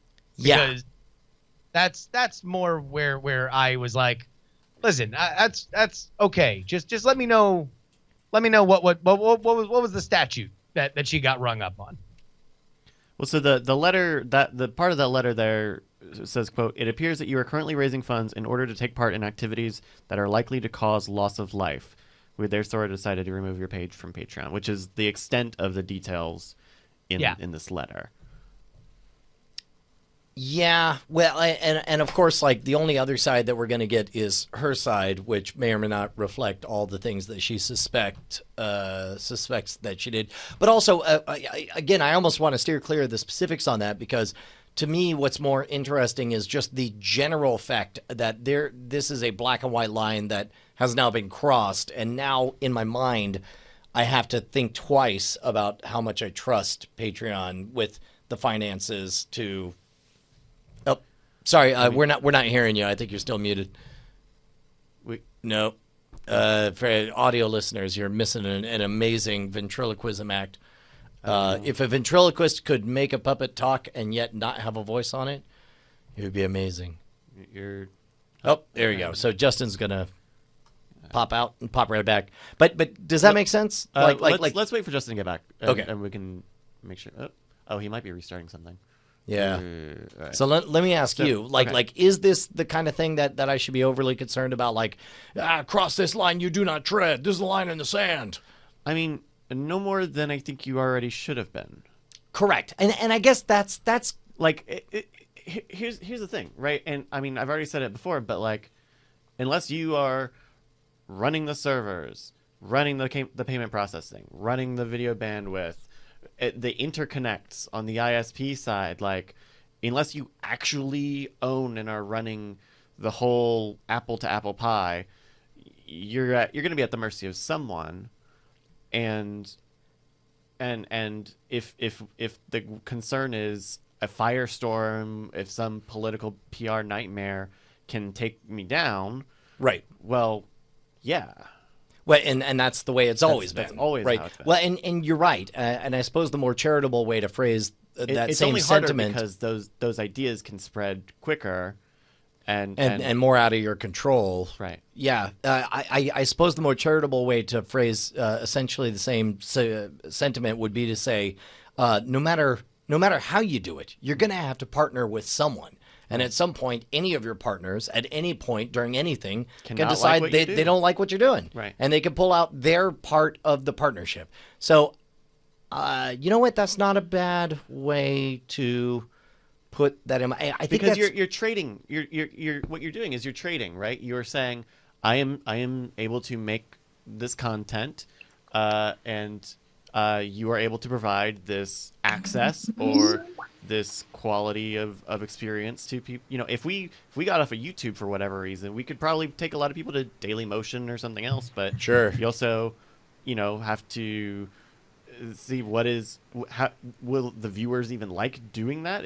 How is their and again and how is that access in their mobile apps and stuff? I guess that's the thing. Maybe I'm hoping for an untenable fantasy, the idea that independence is truly possible, because I know certainly I've done my best to diversify everything I can. It's like, great, we have some people on YouTube, everybody go to Twitter. Great, we got people on Twitter, everybody sign up for the email list or whatever. The idea being, like, I'm so phobic about the idea of being able to be fired from anyone. Not that I'm doing anything terribly controversial or whatever, but sure. But anyway, sorry, Justin, you sounded like you had a take right before everything cut out. Yeah, no, sorry. Forced Skype update. That's great. That's a great thing when it breaks your mic and forces you to update in the middle. No, I mean, I just think, Brian, you deal with this all the time, though. Like, your banks can seize your money. PayPal is constantly. There is a gigantic glittering road of times that they've just totally frozen money for super specious random shit, that they can justify that others can't. There are a million different ways that your livelihood can be ripped away from you, and that's the reason why I think it's smart to diversify. But Patreon, right? This shit with Patreon now is important because these are the first challenges that they're going to get, and it's only what happens when OJ opens the Patreon. Like, honestly, that's not even a joke. Like what happens when that happens? What happens when OJ starts his YouTube channel? And is joking about how he killed his wife, right? Like, there's a million different things that are only going to get more thorny and more complicated. And a lot of these platforms that are giving us independence from traditional media and from everything else that has been created, it's not like it's going to go away. It's not like these things are the problems are any different. The difference before is that you had calcified interests that were risk averse, and they made these decisions that were more conservative. Now we have more independent things that can be a little bit more flexible. Doesn't mean they're not going to have to deal with the exact same shit. Yeah, and even diversifying is a smart idea, especially because it's a mixture of content, it's a mixture of platforms and stuff. But even then, if the concern is one day something blows up, everything's going to blow up on some level. I mean, it's likely less stuff will blow up. But if we're saying that there's a catastrophe, right, then it's very likely that the catastrophe will have negative consequences no matter what platform you're on. Yeah. No, that's a good way to put it. It is a good perspective to have on that. That, like, this is more precarious. This is not a sure thing. This is not a totally safe tunnel. Yeah, right? Yeah, absolutely. Yeah. We did get a question, if you guys have time for a quick dude. question. Longtime fan of the show, friend of all of us, James Harrison writes in. Our favorite pickpocket in all of Canada writes, so this is a question I hesitate with because it might open up another can of worms or the floodgates, but here goes. What is the right and wrong way to ask for help? Whether it's to ask for money on Patreon or to get a shout out on someone's podcast or even getting people to retweet or share your post. I've asked in the past and gotten both acceptance and help, but also gotten that look of disgust. Like I just asked them something rude and gross. Any tips on the right way to go about this? I have thoughts on this from my days of street performing, but what do you say, Justin? It's all about your relationship. If you have a very business-like relationship, then it's just going to be a business-like a thing. Keep it short, keep it simple. Try to get in, try to get out. If it's a friend and somebody that you feel like can do more for you, I would say, it always helps to allow people to have whatever level they want in their help that they can think of. So for Brian, Brian and I are really, really good friends. When we were talking about Action News, it was like, hey, look, I wanted to throw it out as much to Brian as to anything else. And if he had ideas, then I wanted to be there. I wanted to totally take them in and on. And if he's got a full plate, which he normally does, then I'll be like, hey, look, I'm going to come to Austin. I want to do any and everything that you can offer for me. But it ultimately, there's no hard and fast rule except to say, always have theory of mind. Always put yourself in the other person's perspective and think about not only the fastest, easiest, and least painful way to ask it, but also for it to go on. Offering a solution to that kind of stuff is very, very helpful.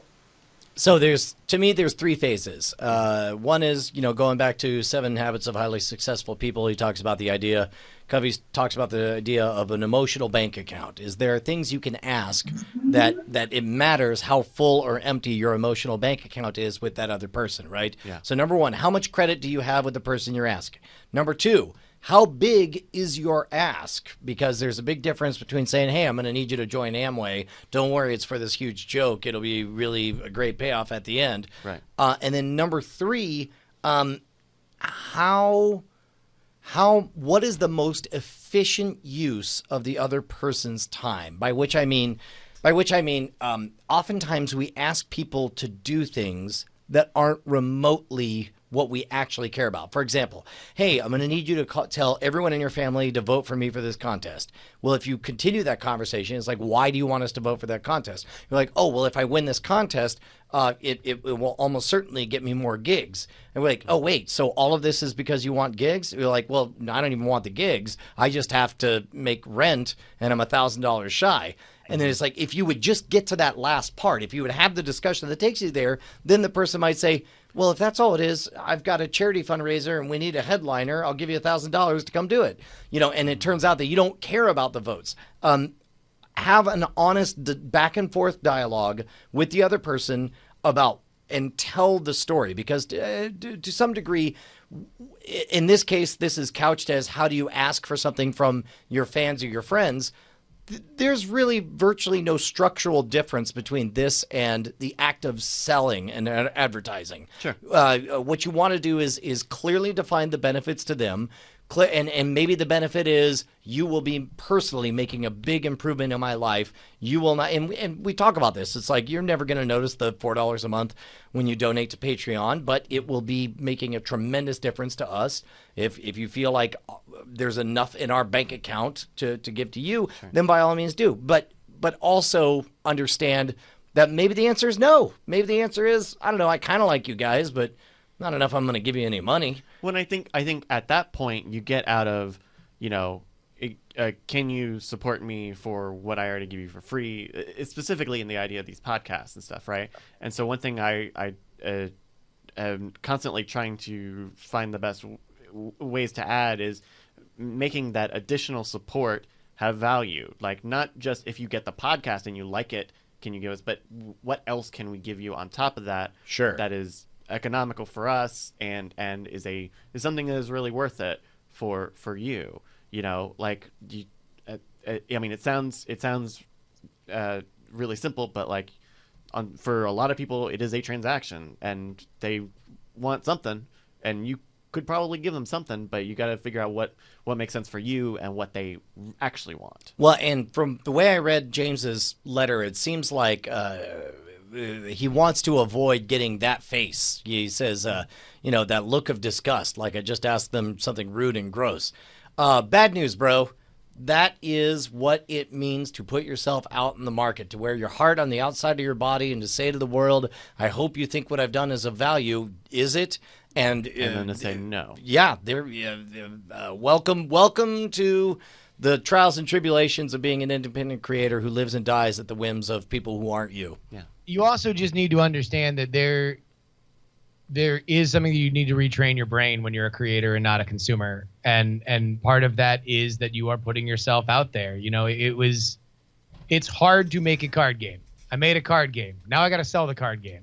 Went to Politicon last week, and there was a point when I first started selling it that it would suck. I would investigate everybody's face to see whether or not they were having a good time and whether or not it was good and whether or not they liked it. But that was more about me than it was about them. In general, a lot of times the face that you're talking about isn't even what you think it is. It's confusion 99.9% of the time instead of a registered disgust. Now, sometimes that does happen. So it's like this weekend, we're at Politicon, we're selling the crap out of the game. Every once in a while, you get somebody when you tell them the price, which was very cheap. It was $20 on something that now retails for 25 plus shipping. Used to retail for 30. So it's super cheap, and a few people would be like, $20. Oh, too rich. And it's like, okay, cool. Like, that just means that we don't have compatible senses of value. You don't value the game, and if you do value the game, you have a very weird sense of exactly what everything costs in the world, because 500 cards for $20 is a fairly aggressive bargain unless it's something that is so mass commoditized that it's something that you've seen a million times. So it's like, all right, we just don't really have a lot to talk about past then. So I don't take it personally. It's just that's where people are at, and that's fine. I know I can't speak for James, but I know that me personally, every time I would hear somebody talk that way, where it's like, hey man, I'm not offended when people don't like my stuff, I would instantly have this wave of like, oh, teach me. I would love to be that way. I would love to not be affected when somebody actively dislikes what I do. And unfortunately, the way you get it is by just tasting that bag of dog crap enough times that you're like, oh, that's that dog crap flavor. Well, I bet something, it washes out pretty quick. I bet something that can help with that is recognizing how you react to things that you genuinely don't like that you can respect at a distance, but are not interested in. Yeah. And I bet that there's some sort of mental exercise in there of understanding how you go through that process and how other people can go through that process. Yeah, right? Here's the thing. That dog crap taste is your brain recognizing these things that are not necessarily the same thing as dog crap. Believe you me. And Brian, I think you can say this 150%. There has been an evolution. There has to be an evolution in your life if you want to stay sane as a creator, where you have to realize that there's a lot of reasons why people don't like your stuff. And you begin to become, you never stop caring, but you do start understanding that there are a million different flavors of it. Yeah. Well, and one of the ways to, oh, sorry, go ahead. Yeah, I think you're going to probably fill this in. So just as an example, there's like, they generally don't like things that are around you, right? That they might confuse you for. There's that they're in a different place in their life, that they don't connect with what you're doing. And ultimately, if you more define that stuff, I think it's easier for you to say like, all right, this isn't just, my every amalgamation of like my grade school teachers and my parents and the first girl I liked who didn't like me back, looking me dead in the eyes and saying, your art is garbage. You'll never be your heroes, which is how we tend to take anything that is not just like, cool, you're making progress at the very least. Yeah. And I think there's a good microcosm of that emotional roller coaster that happens when you start putting stuff out on YouTube and read the unfiltered comments that come in. I wish I could say it was a new phenomenon, but did you end up watching that John Ronson documentary, the Stanley Kubrick's Boxes? No. So basically, he died with everything meticulously organized, and basically he's got family members and members of his team that curate all of this stuff. These are all Stanley Kubrick's boxes, and he has boxes and boxes of letters that he would just really quickly scribble crank on the top of, just so he could categorize them, so he knew how serious to take different stuff. And one of the crank letters was like a 3-page thing, just trashing him for, I want to say, The Shining. Let's say it was The Shining. And so John Ronson is like, I'm going to track down this guy. And so he tracks down the guy who writes the crank letter. The guy clearly did not ever remember writing this letter in the 1960s or whatever. Mm-hmm. And clearly was laughing out loud. You're like, wow, what an ass I sound like. There's an asymmetry. And you could see that when you watch look for the YouTube video from Anything You Want by Derek Sivers, A Real Person, A Lot Like You. And it does a good job of just sort of reminding you that this is another human being on the other side. And it's going to be a while till more people than not pause to think, oh, wait, this is a real person a lot like me on the other side of this exchange. And until then, your job, James, is going to be to develop a thicker skin. There's no way better to do that than by taking more abuse. Now, the other thing, I wonder if we can spend a few minutes on sort of the other sort of element of his question, which is not necessarily asking for support and sales and gigs, but like to quote him, to get a shout out on someone's podcast or getting people to retweet and share posts. I know when we do, like we've got the Night Attack Twitter, and every so often when I'll post about a new episode going up, I'll even put at the end like, please retweet or tell a friend, share or something. Like you can do little things like that when you know you have an audience where asking something small like that isn't going to cost you anything. Right. I'll do the same thing in the Discord. I'll be like, hey, there's a link to the Twitter. Or that you know that you have credit to spend. That's the thing, is people try to spend credit that they don't have, right? So the answer is, if you want anyone to do anything, the answer is fill their cup first, then say, would you like to do this in reciprocation for what you've gotten out of this before? Yeah, I think that's the kind of stuff that I still very much wrestle with. Is just learning to be proactive and connect on stuff sometimes. In terms of even people that I know are cool, because I want to protect. The relationship is something that I do want to protect so much that sometimes I got to force myself out of my element to be like, hey, could you do me a favor and just like help me hawk my wares for like 5 seconds, and I think that's I don't want to say it's a bad habit, because I think it protects the relationship, but it is something that I know where I got to push myself, and I know what element of it feels unnatural. And that's what you always just keep in mind. Well, I think it only feels unnatural if you suspect that you're asking somebody with an empty cup to do more. Like that. That's where things get weird. No, I would say, for me, I could do 9,000 things for somebody and have one favor that I want, and I will agonize over asking that favor. Like I will wonder whether or not I am crossing a line on that thing, and it will always feel unnatural to me until I hit send on the DM or the email or the text message or something, and I get a response back. Right.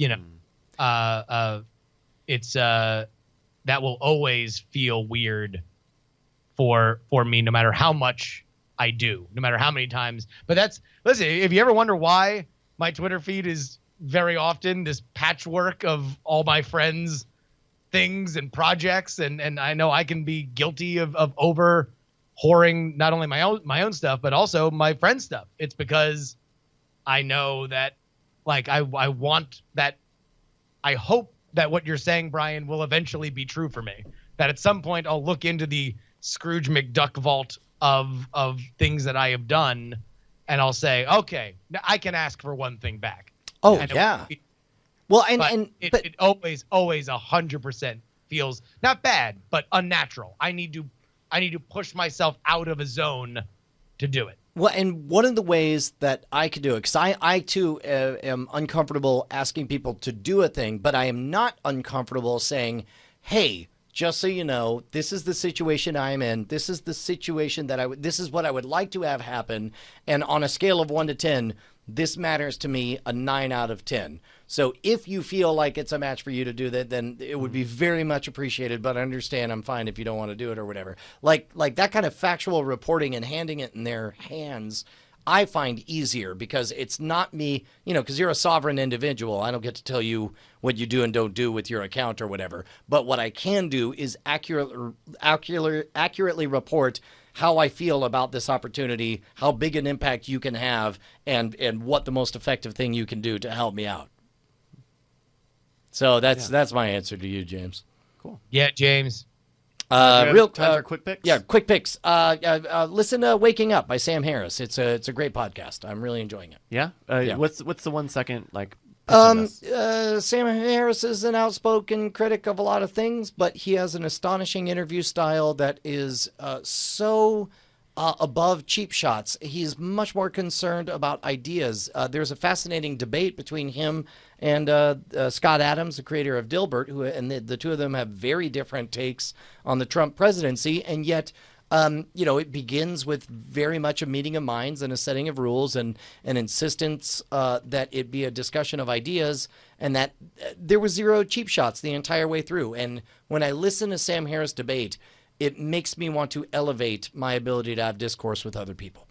Awesome. Justin? I am going to pick. Man. I can go if you need a second. Yeah, go. You go. Okay. Netflix just put out their second season of Last Chance U, and it's really cool. The first season is very much like what does it look like for a junior college football team that gets troubled athletes and troubled but high skill athletes and goes on and wins these national competitions. What does that look like?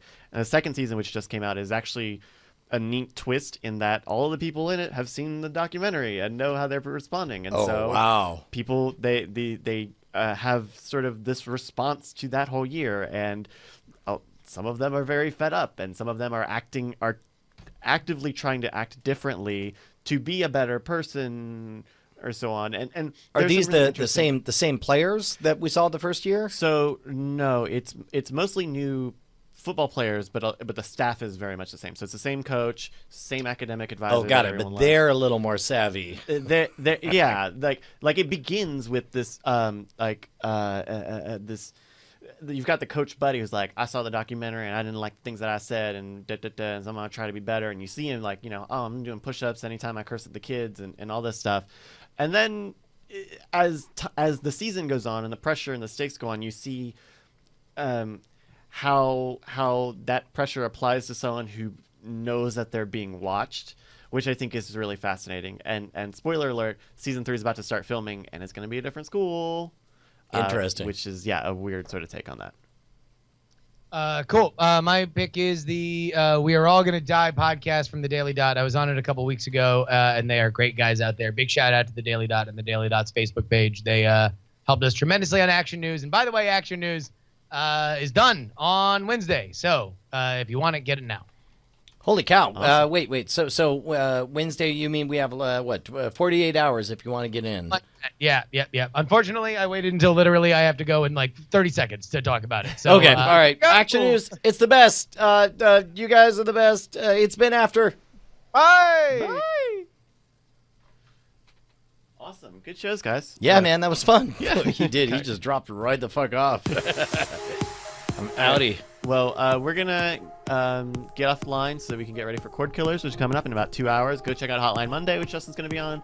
Monday Music News is going to be after that, I believe. So keep an eye out. Open Mic says, Last Chance U was filmed down the road from me at Nichols State. Yeah, that's a school I played. That was one of the few times Bonnie came out to a show with me. Oh, season 3. He's saying will be Nichols State. Yeah. I had heard like very good rumors. Knew what the new school was going to be, but dude, 2,337 votes. What do you think the final tally is? I think that the spread is. I'm gonna continue with my optimistic 25%. It's identical. 66-34. Fucking like just people believe it's aliens or not like. Well, it's not that they believe that it's aliens. It's that they have a problem with the idea that ancient humans were capable of that level of engineering.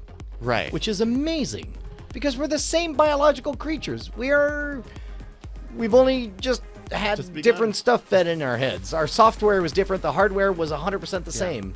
Well, and back then it was a mixture of like actual like the emerging development of tools and and physical assistance and physical labor. Like slaves. They had slaves. Yes. It turns out that when labor is free and unlimited, there's some crazy stuff you can do when you got slaves. Yeah. Yeah.